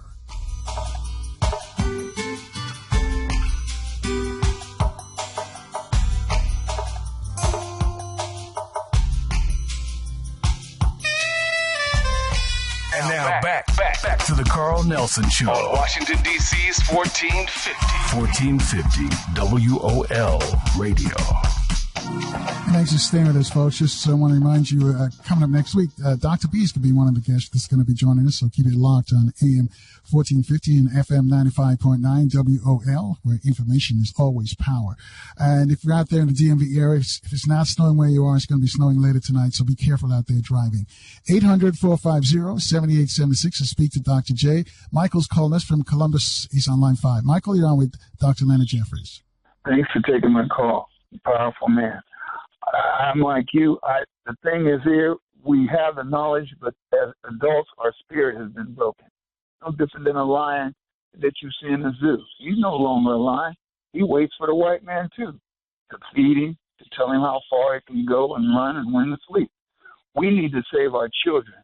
I like when you told that story about the school, because it's about our kids. As Frederick Douglass said, it's easy to repair him, than a broken man and woman whose spirits. We have the knowledge, but we don't have the fight no more. Claude Anderson gives us the answers, but there's not a lot of children listening to him. I attend Power Talks. I don't see our kids getting that education, as I hear them say, "Black man, you're on your own," Carl says. We have to save our kids. We have to take them, pull them in, so they don't have to do what we're doing, whining about what we won't do. We know what they've done living in this lie. As I said to Carl, I sent my kids to this school. We all send them to this institution of lies. I tell you what, Michael, do us a favor, put in a question for him so he can respond. My question is, don't you think as adults, knowing what we know, Miss Francis, Frederick Douglass, Marcus Garvey, they're young. There's people out there just like them, but we have to encourage them. Do you think we should start instituting our own schools, our own churches, save our children, start by educating them and repair them from the lies we've been taught? Thank you. All right. Dr. J? Well, I appreciate, I think you said it was Brother Michael, and I appreciate his analysis and his commentary. And I don't know how young Brother Michael is, but the radio audience needs to know that in a couple of weeks, January the 19th to be in particular, I will be 80 years young. Congratulations. Four score. But I don't want no congratulations. I want support. I want support for us and others like myself, males and females around the world that need our people to support each other. And not to say, when we leave here that, they tried so hard to do what we need to do. We need to form a support system that allows us to continue the work. Now, the brother was saying that we need to work with the children. That's one part of it. We need to work with everybody. The African system included the living, the ancestors who are gone, and the yet to be born. That living included all of us. You are being educated until you leave here. And I don't have information as to whether you're being educated after you leave here, but you are being educated after you leave here. You're growing, you're learning. So we need to educate the whole African population, not just the children, because if the children are looking for education and the first source of education is their parents and significant others in their family, and we haven't moved them into an educational understanding, then they can't transmit it to the children. If you send them to the public schools or even your own schools, you're going to have to train the teachers. The whole community. The African socialization process involves from before the womb to after the tomb.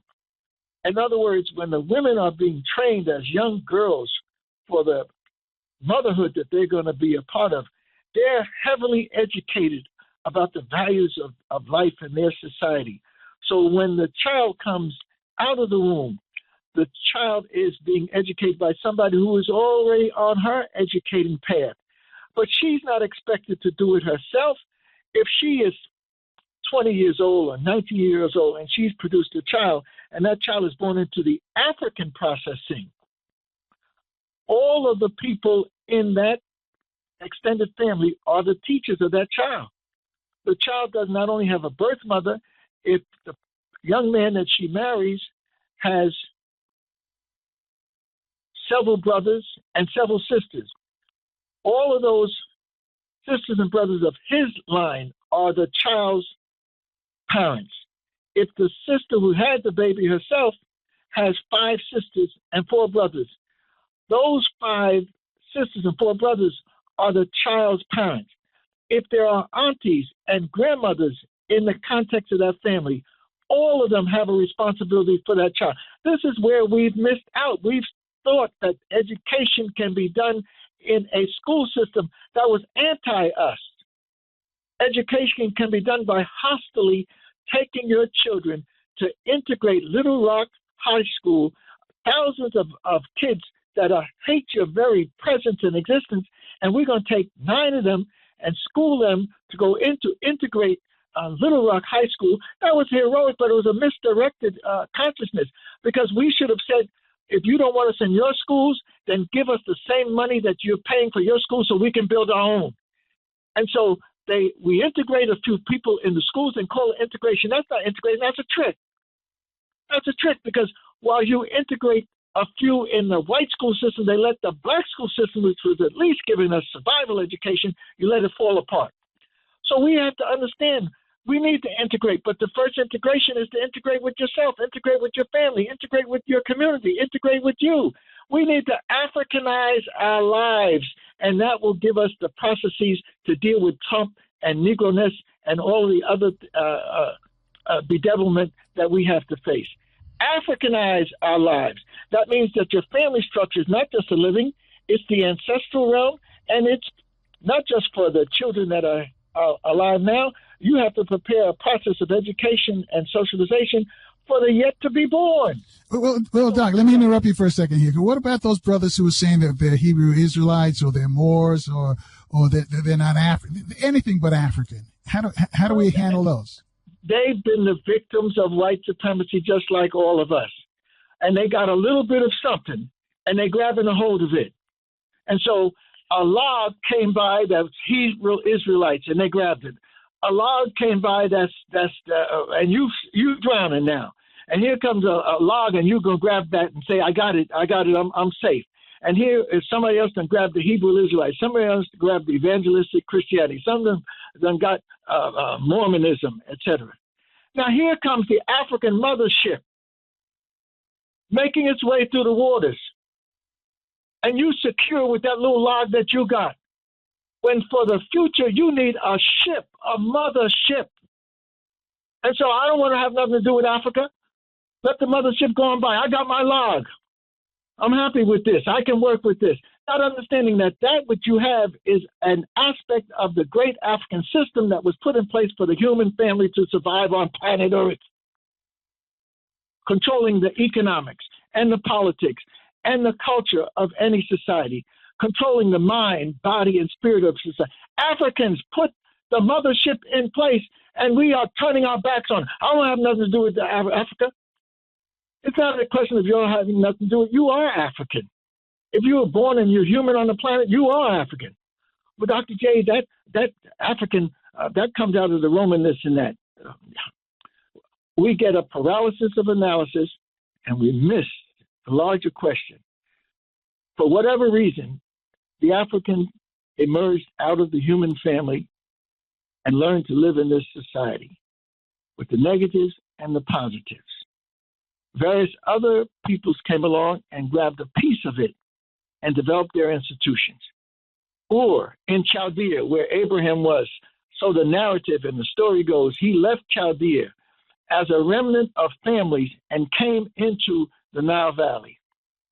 And these people who call themselves the ancient Hebrews, following Abraham, the Abrahamic tradition, came in as desert folk with a survival system, not in the full-blown development of economics and politics and culture of Africans who could build great monuments and temples with education systems and understand the movement of the heavenly bodies and develop their economic system to relate to the movement of the heavenly bodies and even understand what death might be or speculate on it and create institutions in reference to that.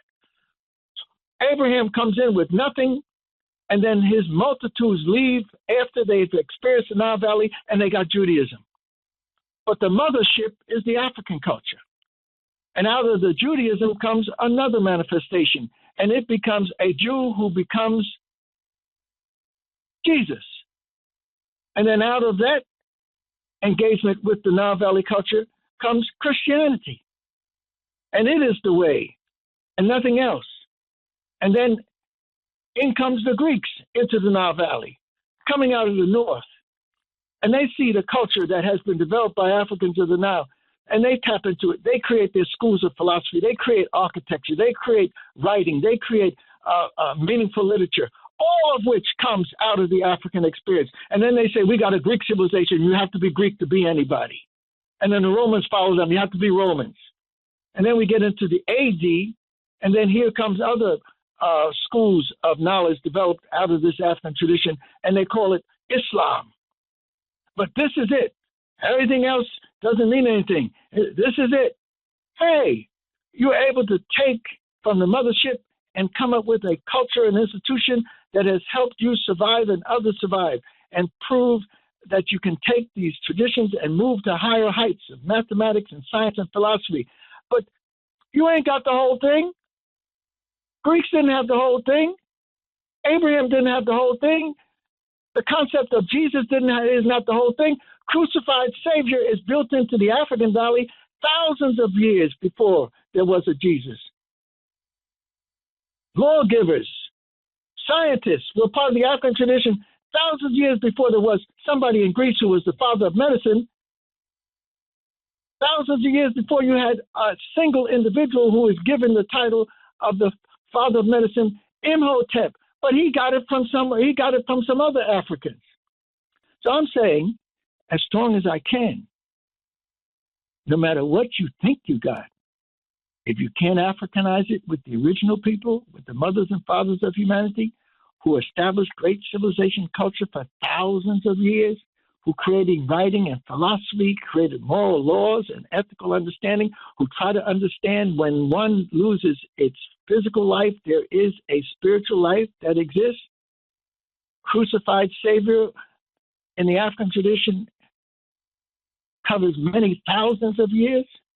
Laws, 10 Commandments, the Africans institutionalized 42 that came out of the 160 that came out of the 600.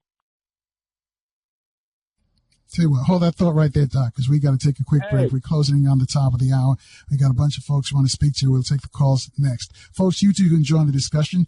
800-450-7876. Speak to Dr. J. Reach out to us on AM 1450 and FM 95.9 WOL, where information is power.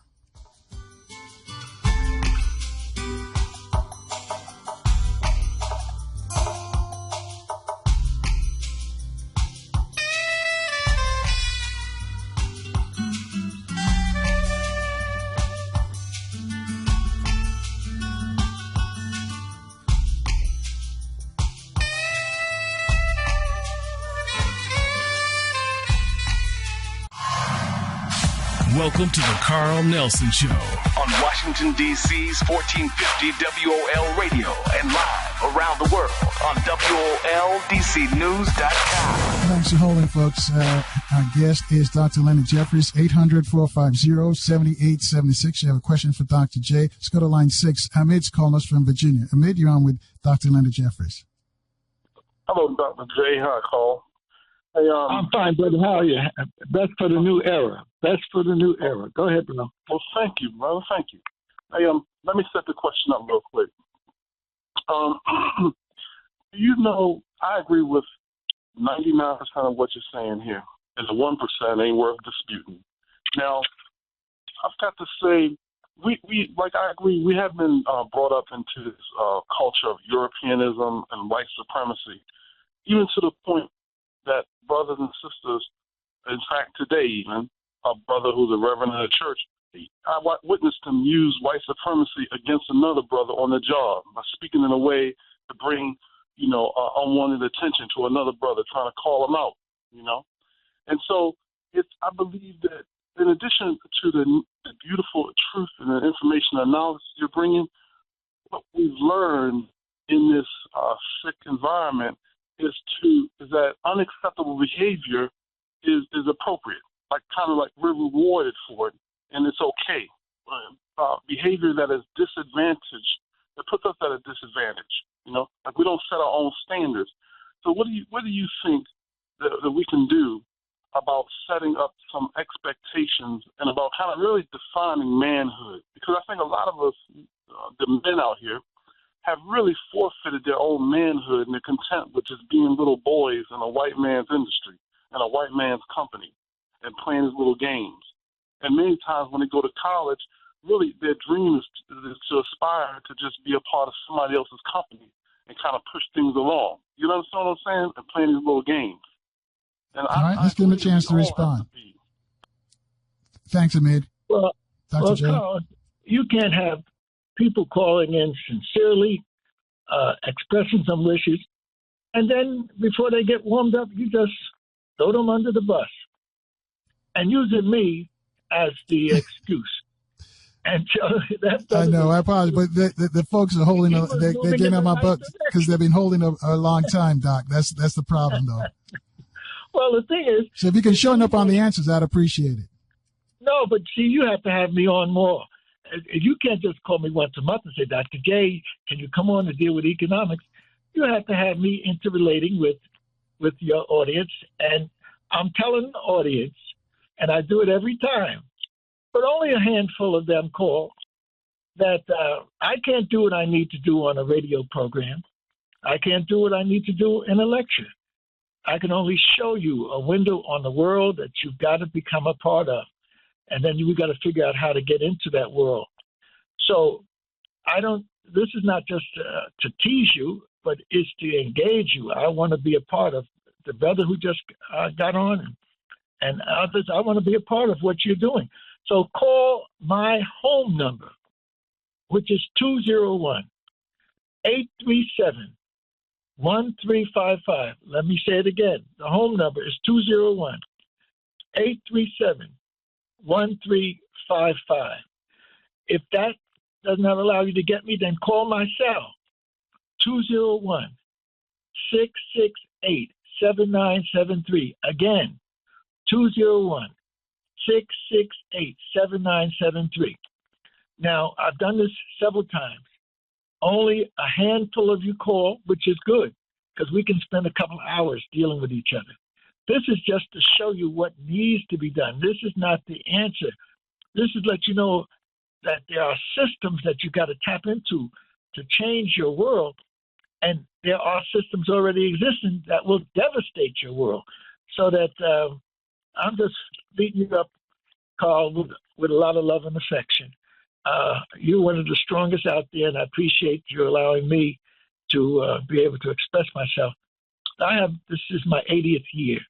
I want to be able to put out the experience that I've had dealing with all of this legacy of the Dr. Beds and the Dr. Clarks, the Dr. Diop, the Francis Cress Welsing, and my partners now, Dr. Wade Nobles, Dr. Naeem Akbar, Professor Smalls, and the sisters. My wife is all the time on a breakthrough in terms of understanding. So we need to connect.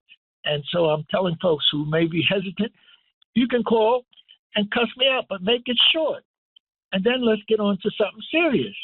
And so, I've been around too long not to want to be able to reach out for our people, because we're what we've been looking for. And we have to be resurrected into a new consciousness and lay a foundations for a new world that's taking place. And I've been blessed to have another level of understanding and consciousness, and I want to be able to share it with our folks. Now, where are we, Carl? Give me your question. My question, we'll go to the next caller because they've got the questions for you. Okay. Clay's calling from DC's on line 3. Clay, your question for Dr. J. Hello? Yes, you're on the air. Yeah, I'd like to. What I want to know, Carl, is that everyone's talking about Black Lives Matter, and who does it matter to? Because if you look at the statistics in Chicago, all the major cities, most of the homicides are black, and just like Chicago, 768 murders. So who does the Black Lives Matter to? All right, that's a good question, Dr. J. Well, I don't know what his question was, but he's suffering from what I call a paralysis of analysis. He's dealing with an issue and a symptom of what is happening, but he's not going deep. And so I need that brother to call me so we can talk. And I can't do it on the program now, but the process of taking a black community in Chicago, which is 1 million+ people, and then relegating it to gangs that are killing each other and killing others, You fail to understand how we got into this situation in the first place. We don't organize our community in gangs. We organize them into brotherhoods and sisterhoods, and we transfer values to them in the context of a brotherhood and a sisterhood. Gangs come out of COINTELPRO and other institutions that were put in our communities and encouraged to be in our communities so that drugs could be dumped into our communities and we could have the chaos that we now have. But you can't take a whole community of 1 million plus people and just relegating them to some deaths that are created in the main by gangs killing each other over drugs and turf. We can't let you do that. We came up out of slavery in Mississippi and Alabama and Arkansas and made our way to Chicago looking for the promised land. And then we found that it was not the promised land, as King found out when he was marching down south, where he could be civilly protested against. But when he got up to Chicago and he went into those Chicago suburbs like Cicero, he saw real hate and death. And he was in the fear of his life. And I'm sure he was praying 1,000 times for Jesus to save him when he saw real white hate coming out of the northern cities that I grew up in. So you can't dismiss our people because there's death and destruction. Drugs were dumped in our community purposely. People were allowed to form gangs and create turf wars in our community. They're doing that same thing in Africa, allowing army groups to come in and then creating a war of destruction. Then they take the wealth out. So we got to go deep in this thing.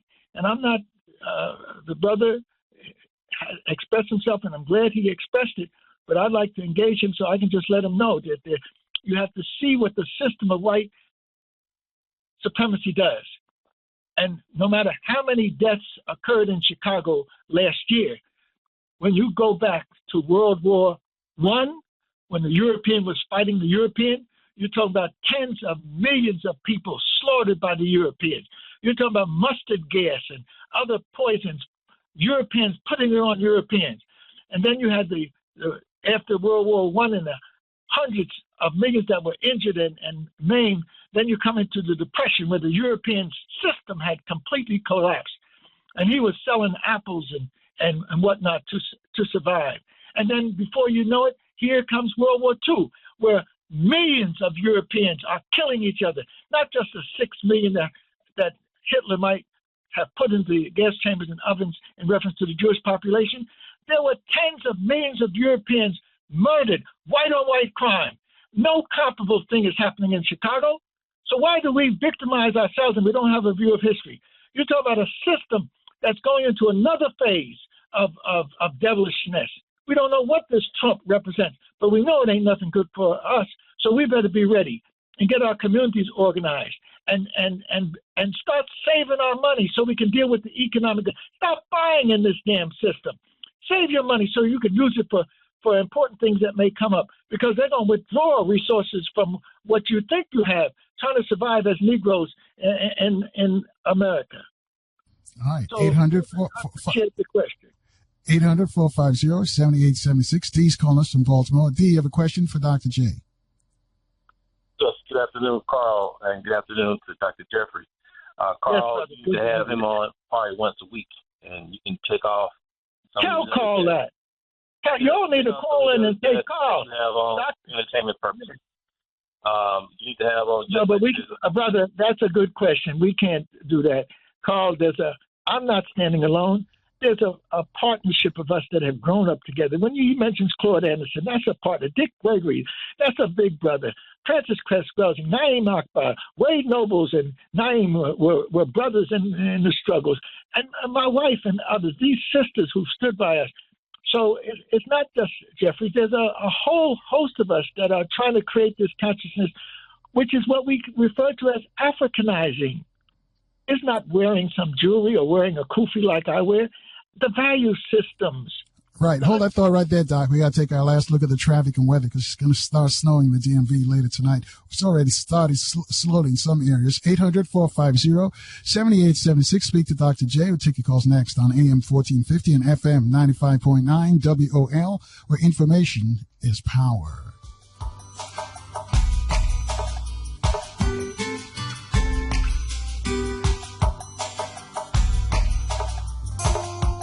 Carl Carl Nelson Show on Washington, D.C.'s 1450 WOL Radio. And thank you for staying with us. And one of our guests is Dr. Leonard Jeffries, one of our griots in our community. Whenever you hear he's in your city, because there's a lot of stuff in New York. I know you've got something up in there in New York. I need you to inform us with us before you leave. Go and see these guys. That's all I can tell you. D in Baltimore. D, your question for Dr. J. Yes, Carl, just to continue on, I just want to make a quick comment that I didn't really hear about Dr. Jeffries or Amos Wilson until my mid to late 30s. And it's actually a shameful event that was the case, but it was. But my question was, Dr. Jeffries, is I know we talk about Marcus Garvey, and I've studied him a little, but not in detail. Just wanted to know if you could talk about how he was able to organize and fundraise even back in the early 1900s and how we could use that today. A very good question. I'm glad the brother raised it. And again, let me tell our audience, if you want to connect with me, just call me and we'll have a discussion. Brother raised a very important question about Marcus Garvey. I've been calling to find out whether it is true. I learned from a partner in Philadelphia that President Obama has given a full pardon to Marcus Garvey. I called down to Washington to try to connect with others to see whether this is true. I know we had been hoping that it would be, and there were petitions filed and there were other intercessions taking place. I hope this is the case.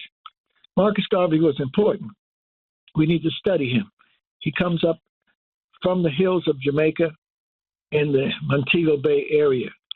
And he was inspired to do something for his people. And he went to Costa Rica and he saw his people weren't doing all that they should do. And then he heard about Booker T. Washington and that he was trying to pull self-development together for black people. And so he wanted to come to America to meet this particular individual, Booker T. Washington. And eventually he got to America, but Booker T. Washington had died or was killed. But Booker T. Washington made it possible for Marcus Garvey to come into America because he blocked the Immigration Act that was being put in place by the U.S. Congress to prevent black folk from migrating, and particularly black folk from the Caribbean and South America, many of whom had a right to migrate because they helped to build the Panama Canal. But legislation was passed, and Booker T. Washington used his Tuskegee machine, which had political dimensions, to knock the legislation out. And as a result, Marcus Garvey was able to come to America. America's not Costa Rica. America's not an island in the Caribbean. America is a world. And at the heart of that world was this enormous black community, and Marcus Garvey tapped into it. The community wasn't sitting there waiting for him. The community was mobilized, was organized. I said in 1919, you had 25 urban rebellions. The blacks were organized in their Masonic orders and in their fraternities, in their sororities, and in their churches, in their institutions, and in their businesses. Marcus Garvey put a cap on it to say, let's make this a universal Negro improvement, not just a Birmingham improvement or a Chicago improvement or a Nashville improvement. So he gave a global perspective to the African community that was ready to move. And it did move. But then you had the Depression and other things that put a block on it. But then in the 40s and 50s, we started to move again. And the spirit of Marcus Garvey was complemented with the spirit of Honorable Elijah Muhammad, with the spirit of the NAACP, with the spirit of our women's groups. And so we have to see each other as part of a global African family, the objective of which is to find links for this global African family, and not just limited to an organization such as the UNIA. Some friends of ours now are trying to revise the UNIA. And if this is true that Obama has taken that symbolic mark that was placed on him by J. Edgar Hoover and others off of him, then that will be a reason for us to say hallelujah and to link up with the Garvey tradition, which has us seeing each other wherever we are as family. So my personal circumstance is that my socialization coming up out of Virginia involved Booker T. Washington, because they were farmers. And they knew that you're supposed to put your buckets down where you are and control your land and be productive. But also W.E.B. Du Bois did a study of Farmville, Virginia. So W.E.B. Du Bois is a part of my family socialization. And then, of course, Garvey came in the 20s with his movement. So my grandfather, who was born on January the 19th, 1888, I was born on January the 19th, 1937. My mother's father and my mother, they came up from the South with their families. They were Booker T. Washingtonites, W.E.B. Du Boisites, and Marcus Garveyites. That's the pablum that my brother and I, Marlon Jeffries, martial artist supreme, that's the pablum that we grew up with. But it wasn't just us. Of the 100 kids I grew up in Newark, New Jersey, 90 of us made it, and many of us made it big because even though we lived amongst white folks, we created an African village. That's why I'm saying Africanize our lives. That doesn't mean taking on a tradition of Africa or a particular institution of Africa, but to see that you are the parent people of the universe. You don't sit and wait for anybody to tell you what to do. The Garden of Eden is the continent of Africa. It's not a little place where there was a snake in there doing some mess with Adam, and then there was an Eve. The African continent is the garden from which the human family sprung, and they had to deal with the laws of the universe, and that's what I'm saying.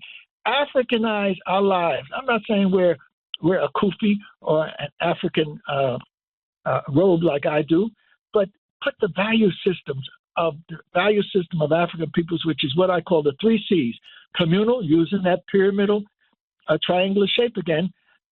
Communal, you live together, and cooperative, you work together, and collective, you share together. That is the classic African value system of African peoples, whether they're in small villages or whether they're in massive civilizations like the civilizations of Egypt or the Sudan, or civilizations developed among the Yoruba people or the Antebellum people in Southern Africa. We need to look at what our people did in response to trying to show that African lives matter. We responded by trying to build a higher level of culture and civilization. That doesn't mean that we're going to poo-poo somebody who's got a religious tradition in terms of Christianity, a religious tradition in terms of Judaism, a religious tradition in terms of Islam. The problem is when they're told that this is the only tradition, this is God only spoke to this particular person, and there's only a salvation in this direction. No, there are going to be multiple ways to get to where we need to go. And some people who have something that's allowing them to come up out of the muck and mire and to be able to see the light, they can hang on to it, but they better see that it's a part of a larger process. And the systems of white supremacy are not getting weaker, they're getting stronger. They're pulling in honorary whites to join them, so the Chinese are considered honorary white in the system of white supremacy. The Indians of India are considered honorary white in the system of white supremacy.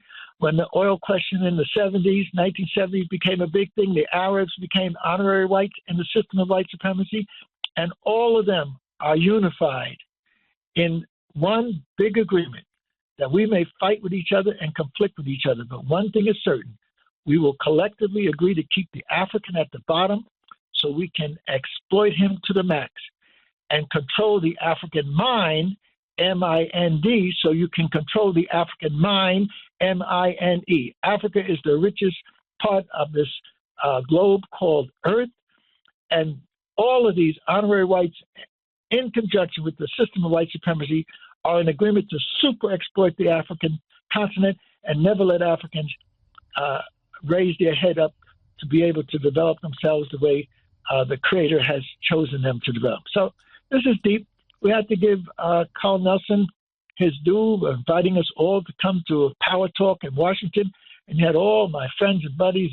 Our great Francis Cress-Welsing had a partner, and that was Segmet, Dr. Pat Newton, and they worked together. And Tony Browder has worked close with Dr. Ben and in the tradition of Dr. Asa Heed. And Carl had us all there. Claude Anderson was there, and others. And Frances Cress Welsing's sister was there to receive an award for Dr. Frances Cress. And, of course, my partner for life. I love him, but more, I love his partner, our sister, Queen Mother, Lil, Dick Gregory, and the Gregory children. I was just with them honoring Mark Mazzamella, Mark Thompson, and his 50th birthday. It's about family. And the family is not the European model of the mother, father, and the child, and a dog called Spot, and a picket fence. The family is learning to live together as a collectivity, learning to live together and sharing space and place and making it sacred, learning to build together, working together cooperatively, not against each other, but with each other, and learning to share. That's the 3C value system that we have to put in place no matter where we are, if it's going to really make a difference of Africans standing up against the system of white supremacy with the honorary whites, the Chinese, the Asians, the Indians of all stripes who are in Africa to super exploit it and not to build it.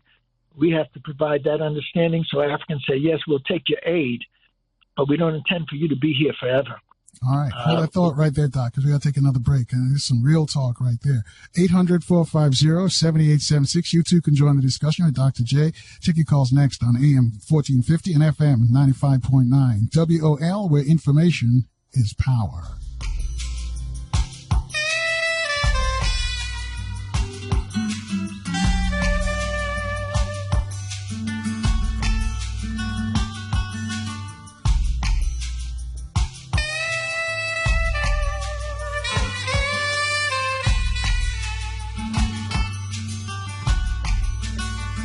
Carl Nelson Show. On Washington, D.C.'s 1450 WOL Radio.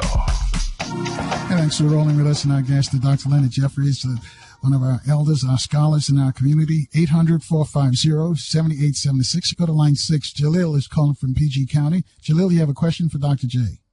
Yes, greetings, old chap about a guy named Dr. Leonard Jeffries. This is Brother Jalil from African First World Alliance, 145th Street at Convent. I was one of your students, you and Dr. Ben and Dr. Clark, in 1985, 1986. I'm certainly glad that you joined the family, and let's maintain contact because we've got to pass. Yes, sir. I heard the communication. I have your number. But I believe what the folks are needing in the Delmarva area, they need another First World Alliance, about similar to Dr. Keffer and Dr. Brother Bill, when you were teaching, you and Dr. Ben and Dr. Clark, when I first met you in 84, 85, 86. They are desperately in need of an institution like First World Alliance in Harlem. I gained everything you're talking about. We know that institution, that model, many of us, those who are in the children of the 60s, we have got that model and we've gotten your blessings and mission statement. And I think very strongly that the community here has to have all the things you talked about, but we need institutions to support our heroes or heroines like yourself. And I want to let you know that I am the man today in taking care of my family and being the culture nationalist I am because of the time and the sacrifice that you took at First World Alliance, at the lectures from Hunter College, or African Echoes with Dr. Ben, everything. So I honor you because I spent those 6-7 years there being tutelaged by you, is where I first met Dr. Frances Cress Welsing. So in the 80s, at First World Alliance was my moment of 1964, 1968 Black Power movement. So for us, those of the 8 children of the 60s, we got it in the 80s. Some of us got it, and we need to continue. So I'm going to give you a call, and I want to bring you on down here to the area. And that is something I think you can mention. But that seed for those of us who participated with your teachings, and Dr. Ben, Dr. Clark, is where I met Dr. Malana Karinga, Dr. Frances Cress Welsing, all our greats from Ipe, Haki, all of them. We need to continue that model and message. So, Asante Santa, I will be calling you. All right. Thanks, Delio. Dr. J, you want to respond to anything he said? Yes, certainly. I appreciate the brother bringing his personal understanding of the change that can take place. And so that was a great revelation to us. And that's where we're going. My wife and I have set up a foundation to deal with education, and we're working with legacy. And the legacy not just of the Jeffries, but the legacy of Dr. Ben and Dr. Clark, the legacy of Dr. Diop from Africa, the legacy of Dr. Asa Hilliard and Dr. Francis Cress-Welsing, et cetera. So he was right to point out that there was an explosion of this information in the 60s, and it got deep into the 70s when we established the Black Studies programs all across the nation, hundreds of them. And then in the 80s, Dr. Ben said, well, you can take and claim African history, but if you don't claim the Nile, you're missing your power equation. And so we moved the explosion of African studies into the Nile Valley. And within a couple of years, after Malana Karang and Jacob Carruthers co-sponsored a conference in Chicago, we organized the ASCAC, the Association for Study of Classical African Civilizations, the next year in 1985 in Chicago. Then 86, they met in New York. And that's when I suggested that we continue this explosion in organization, but we go to the Nile Valley collectively. And in 87, we took 1,000 people on a pilgrimage to the Nile Valley.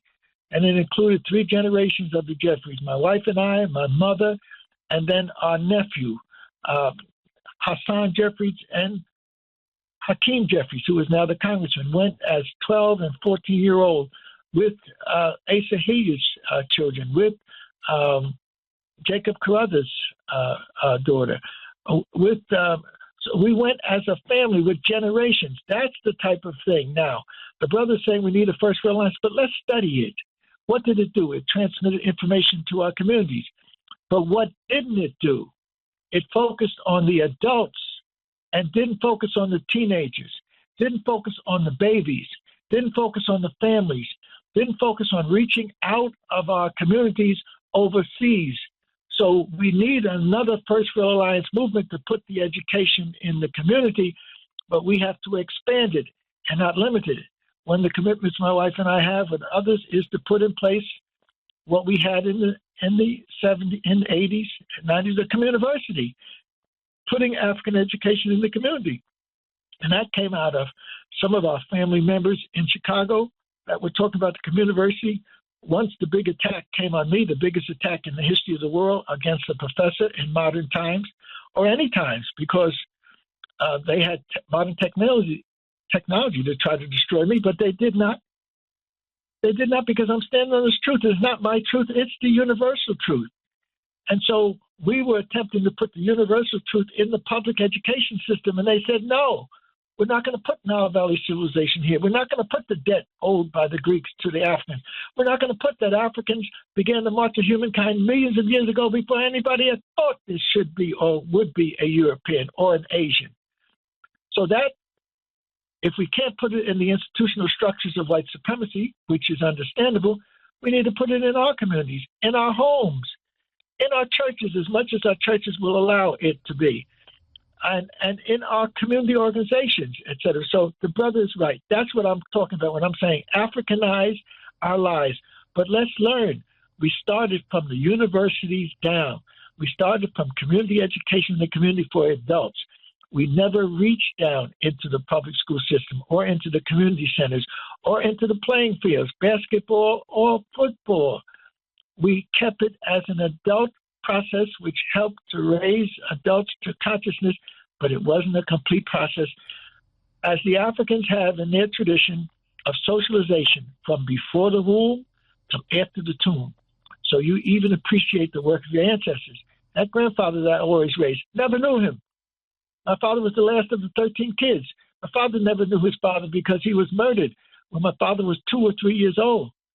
But the blood of that brother is in me. And those people, his brother, and those who stood and to a testimony of the ability of the African to adjust to the system of white supremacy, even if it has to be in a church with a white Jesus there, even if it has to be in a Masonic institution that did not reveal the truth of all these societies of secrets come directly out of the Nile, because you need manhood societies and womanhood societies in order to pass the real knowledge down and make a commitment to real development. So what the white folks might have passed down to black folks in the form of white masonry and white fraternities and sororities and white religious institutions, all we have to do is Africanize all of them because they all come out of our traditions. Crucified Savior, African tradition. Resurrection and rebirth, which the George Washington Monument represents, is African tradition. Pillared Temple that they have Lincoln sitting in on the mall like a pharaoh. Pillared Temple comes directly out of the African tradition. And Dr. Asa Heed and Jacob Carruthers and Tony Brown and the rest of them, and now our great student who have become leaders at Howard University and whatnot, head of our organizations. All of this truth is now emerging, and it needs to be put into a cultural package that can be with our women and the families raising our children, can be in the community centers. And if we can't walk it into the schools, we'll have Saturday schools where we'll teach it, or after school programs. So this is my 80th year, and having had the experience that I had, I want to get it out there to say, just as that brother said, he learned as an adult. We need to put this into the whole culture. So we're teaching not only the children, but the yet to be born. We're preparing for them before they get here. And we're not just doing it for ourselves, we're doing it for the shoulders, the ancestors' shoulders that we stand on. Those ancestors that we disparage because they had a white, blonde, blue-eyed Jesus that was speaking to their heart, that was survival culture that allowed them to keep another day in their lives so that they could pass their seed on to us. I'm grateful for every Negro who knew how to survive the plantation system and knew how to stay alive long enough to plant that seed. So I would be available, and others would be available. So we can't just dismiss our people that they had a white, blonde, blue-eyed Jesus. That allowed them to survive. Or they were on the plantations and they all should have jumped up and slit the throat of the plantation owners. That could have happened. It did happen in Haiti. And the Europeans are so vengeful of the Bouleka Coupitet, that was part of Dessalines, the great leader of Haiti, burned the plantations down, and 1,300 of them were burned, and cut off the heads of the plantation owners, and put in a constitution that is a real constitution of freedom and democracy, and declare that Haiti will never be a place where slave owners will be able to rule. And the white system that emerged with the American Revolution and the French Revolution and the new nations and the new capitalism, that white system is still making Haitians and other black people who rise up pay. And so we have to understand our history. Thank God for the Haitian Revolution. Thank God for Marcus. Thank God for Booker T. Washington. Whatever timing he did, so-called allowed him to put in place a consciousness that allowed institution building to take place. Thank God for my grandfather, who was a Mason. Wow. The twin pillars of masonry were on his tombstone, the tallest tombstone in the graveyard in Kelly, Georgia. And it was the symbol of what? The symbol of Tekken, the symbol of resurrection and rebirth. Right. Hold that thought right there, Doc. We got to take our last break. 800-450-7876. Dr. J is on fire. Folks, we'll take your calls next on AM 1450 and FM 95.9 WOL, where information is power. Back to the Carl Nelson Show on Washington, D.C.'s 1450 WOL Radio. Thanks for staying with us, folks. Our guest is Dr. Leonard Jeffries. Just to remind you, some of the folks who stopped by this week: Tony Browder, Dr. Claude Anderson, Dick Gregory was here, Reverend Jesse Jackson stopped by. Also, Chairman Fred Hampton Jr., the son of Fred Hampton Sr., who died with Mark Clark in that shooting. I wouldn't call it a shootout, but a shooting, if you will, in Chicago with the law enforcement affiliates from Illinois trying to crush the Panthers. 800-450-7876. So tell your friends to keep it locked. We got the best guest coming right here on AM 1450 and FM 95.9. Gwendolyn's been holding for a while. She's calling us from Jackson, Mississippi. She's on line 3. Gwendolyn, you have a question for Dr. J? Yes, I do have a question for my honorable Dr. J. Thank you, Carl. Dr. J, I'm only alive because you and the First World family, Wade Nobles in Oakland, have saved my life. Nigel Lawrence and Dominica, you know me when you see me, and I will call you off the line. What I need you to do, and this was fabulous beyond my belief. Dr. J, I'm from Passaic, so I do thank you and Congressman Payne and all of y'all that saved the poor black people's lives over there. But what I need you to speak on today is what you all taught me about African spiritual power. No one understood, not many understood, when Dr. Welsing said, do not send cards, do not send flowers. We need money to continue this work. She closed down Washington, D.C. for 4 days. She was saying, do not fly in, do not stay in hotels. That place had not seen snow like that on the day of her memorial for 4 days straight. Not since 1922 had Washington, D.C. been shut down. Even New York City was shut down. I need our folks to understand this is the type of African spiritual power that we all must have. But if we don't do the work while we're here, we're not going to have it when we leave. I'm headed to Zambia to live. I will call you off the air. I do owe you all my money and all my organs because y'all have really saved my life and given me a life. So I thank you today for this, too. So my question is, please explain African spiritual power to our people in the context of Dr. Welsing shutting down Washington, D.C. And I did write a tribute to it, and I will get you a copy of the tribute, and I will also get you, Carl Nelson, a copy of that tribute. Thank you all. All right. Thanks, Gwendolyn. Dr. J? Well, we should call it quits after that. That's we can't go much further than that. She reached all around and even into the Caribbean, into Dominica. My major partner in building the largest Black Studies program in history was Professor Edward Scobie from Dominica. And my nephew's wife is getting her education from the Ross Medical School in Dominica. So she touched a heavy nerve of African spirituality there. Now, the person who can deliver the message that we need, and he may not be able to do it on the radio, but I guess if anybody can deliver it on the radio, it's Professor James Small.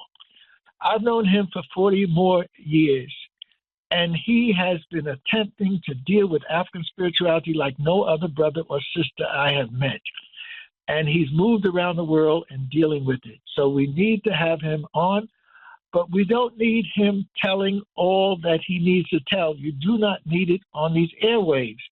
There are people that are listening to us, and they're already preparing the antidote to our African cure, meaning Africanizing ourselves, so that we need to put the messages out there, but we need the type of relationship where we can be face-to-face and the type of relationships where people will not be able to just out and out knock us down before we get started. The pyramid of power that I want to leave with the family is that put that triangle shape together again, the equilateral triangle, and then at one polarity you have economics. Economics is the most important thing in the universe. Economics is your creative, productive capability. Africans understood that going back through the millennia, and they developed various economic formations that laid the foundation for the human family to survive. But your economics really can't grow and develop and can't be yours unless there is politics. Politics is the capability to manage and administer. Politics is not what politicians do in Washington or in the White House. Politics is what you do to manage your life and your community and your resources. So once we put that foundation of an African economic and political process in place where we produce and we control and manage the production and administer it properly, then we'll be on our way. That's the foundation. The foundation of everything is economics and politics. The most minute cell of your body, the subatomic part of your body, the subcells have to have an economic productive, creative potential. Otherwise, they die, and they have to be properly managed. Otherwise, they can't do what they're supposed to do. And the key to the management of the minute cells, I call that the internal understanding. And the external understanding is reaching out to the universe.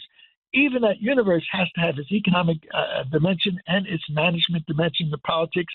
And the key is culture. So at one polarity, you have economics, that's your creative, productive capability. At the other polarity, you have politics, that's your management capability. And we can't let white folks take care of our economics and think that we're going to have something. We can't let white political systems take care of our politics and think that it's going to be done in our name. Culture tells us to do your own. Culture tells you to develop high culture and even, if necessary, survival culture. But culture are the values, the beliefs. And we can't have the image of the creator, a white, blonde, blue-eyed creator. That's for somebody else. We can't have the image of evil being a devil with a pitchfork. That's somebody else. We can't have the symbol of benevolence and graciousness and generosity being some white man coming down the chimney, a ho-ho-hoing with a white beard and a bag of tricks on his back and a sleigh. And so we have to control the images. Whoever controls the images controls the self-esteem, what you think about yourself. Now, this is another pyramid. Self-esteem comes when you control your images. Self-respect comes when you translate what your images mean. And self-esteem and self-respect lead to self-development. And that's what we have to put in our culture and in our educational system at all of the levels, including the ancestral level. And that's when we get into the spiritual realm. That we are not, my grandfather, both sides, my mother's father, I'm born on his birthday.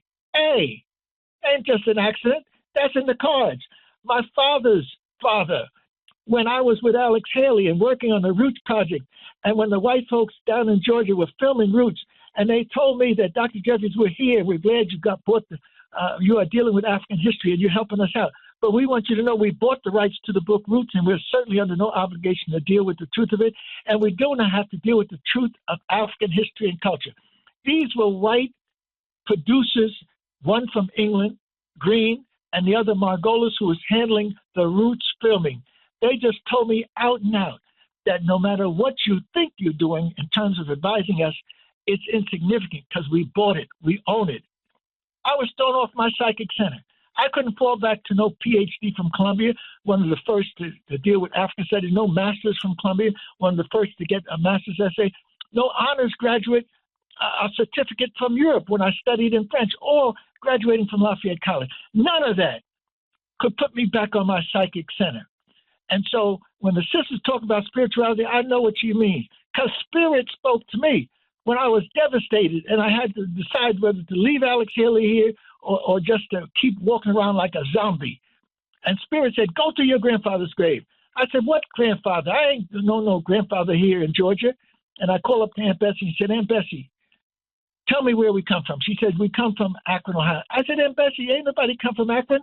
We came out of Georgia. Where is your father? Where is my grandfather? And she finally got my drift, and she said, my father, your grandfather, is buried in Midway Church Cemetery, Jasper County, Kelly, Georgia. And finally, after Lou Gossett and myself and others would discuss it, what was happening on the Roots set, I just said I got to leave for my own psychic benefit. And Spirit told me to go to the grandfather's grave. I went to the Savannah archives, and there coming up out of the page was my grandfather, somebody I had never even known, nobody had ever talked about. There he was on the written page. I said, I'm going to meet him in the graveyard. And I flew to Atlanta and then rented a car and went down to Monticello and then got to Kelly and went into the graveyard. There was the school that they had built on the hill.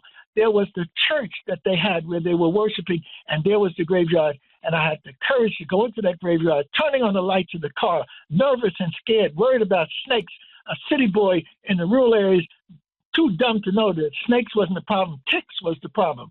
But I got into that cemetery, and there was his tombstone up to my chest, the tallest tombstone in the graveyard.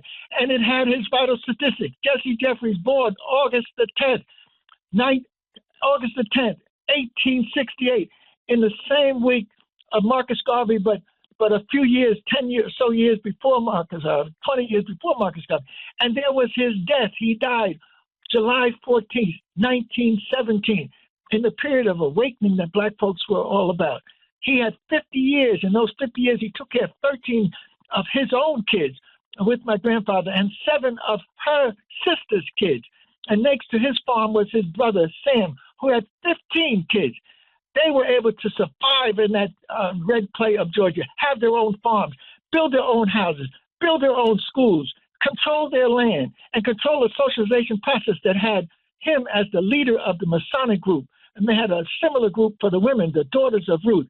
Out of that red clay of Georgia came the foundation that allowed them to last and survive until they could pass it down to me. And I hope that we will understand that continuity. The best thing that happened to me was to go back, to go with Alex Haley, and then to go back into that Georgia red clay and then get the spirit. That's the spirituality that the sister's talking about. That was designed by the Creator himself and those spirit forces operating around the Creator. And since that time, in 1977, I have vowed that I will fight to the death to bring this African truth and the truth of African peoples to our peoples, because you can not only speak truth to power, as we are good at cussing out white folks, but you have to have a process of speaking truth to empower your people, putting the power in their hands. And you start with the children, and you go through every age group, and you continue on with the ancestors. Francis Cress Welsing will be speaking to us. Dr. Francis, Queen Mother Francis, will be speaking to us. No matter how many eons of time pass, her presence will be meaningful to us. And that's what we got to understand. There ain't no spookism. It's just the spiritual connection that has linked us to the Creator. And it comes in different forms and packages. And some people get it and say, this is the way, and there ain't no other way. And if you think about another way, you're going to die a vicious death in the hellfires. But there is various ways and various paths to this understanding of the link between economics, politics, and culture. We're on a victorious path, brothers and sisters. You can sit there and say, oh, what are we going to do with Trump? You ain't going to worry about no Trump. Doc, you're going to deal with Africanists. Africanize your lives, and then that's what the process of our growth and development is all about. Yes. We got to run. Thank you. Folks, if you need the number, just call the station. We have it for you, but we're way out of time. Dr. J, stay strong, stay positive, stay in the light. See you tomorrow at 4 o'clock right here on AM 1450 and FM 95.9 WOL, where information is power.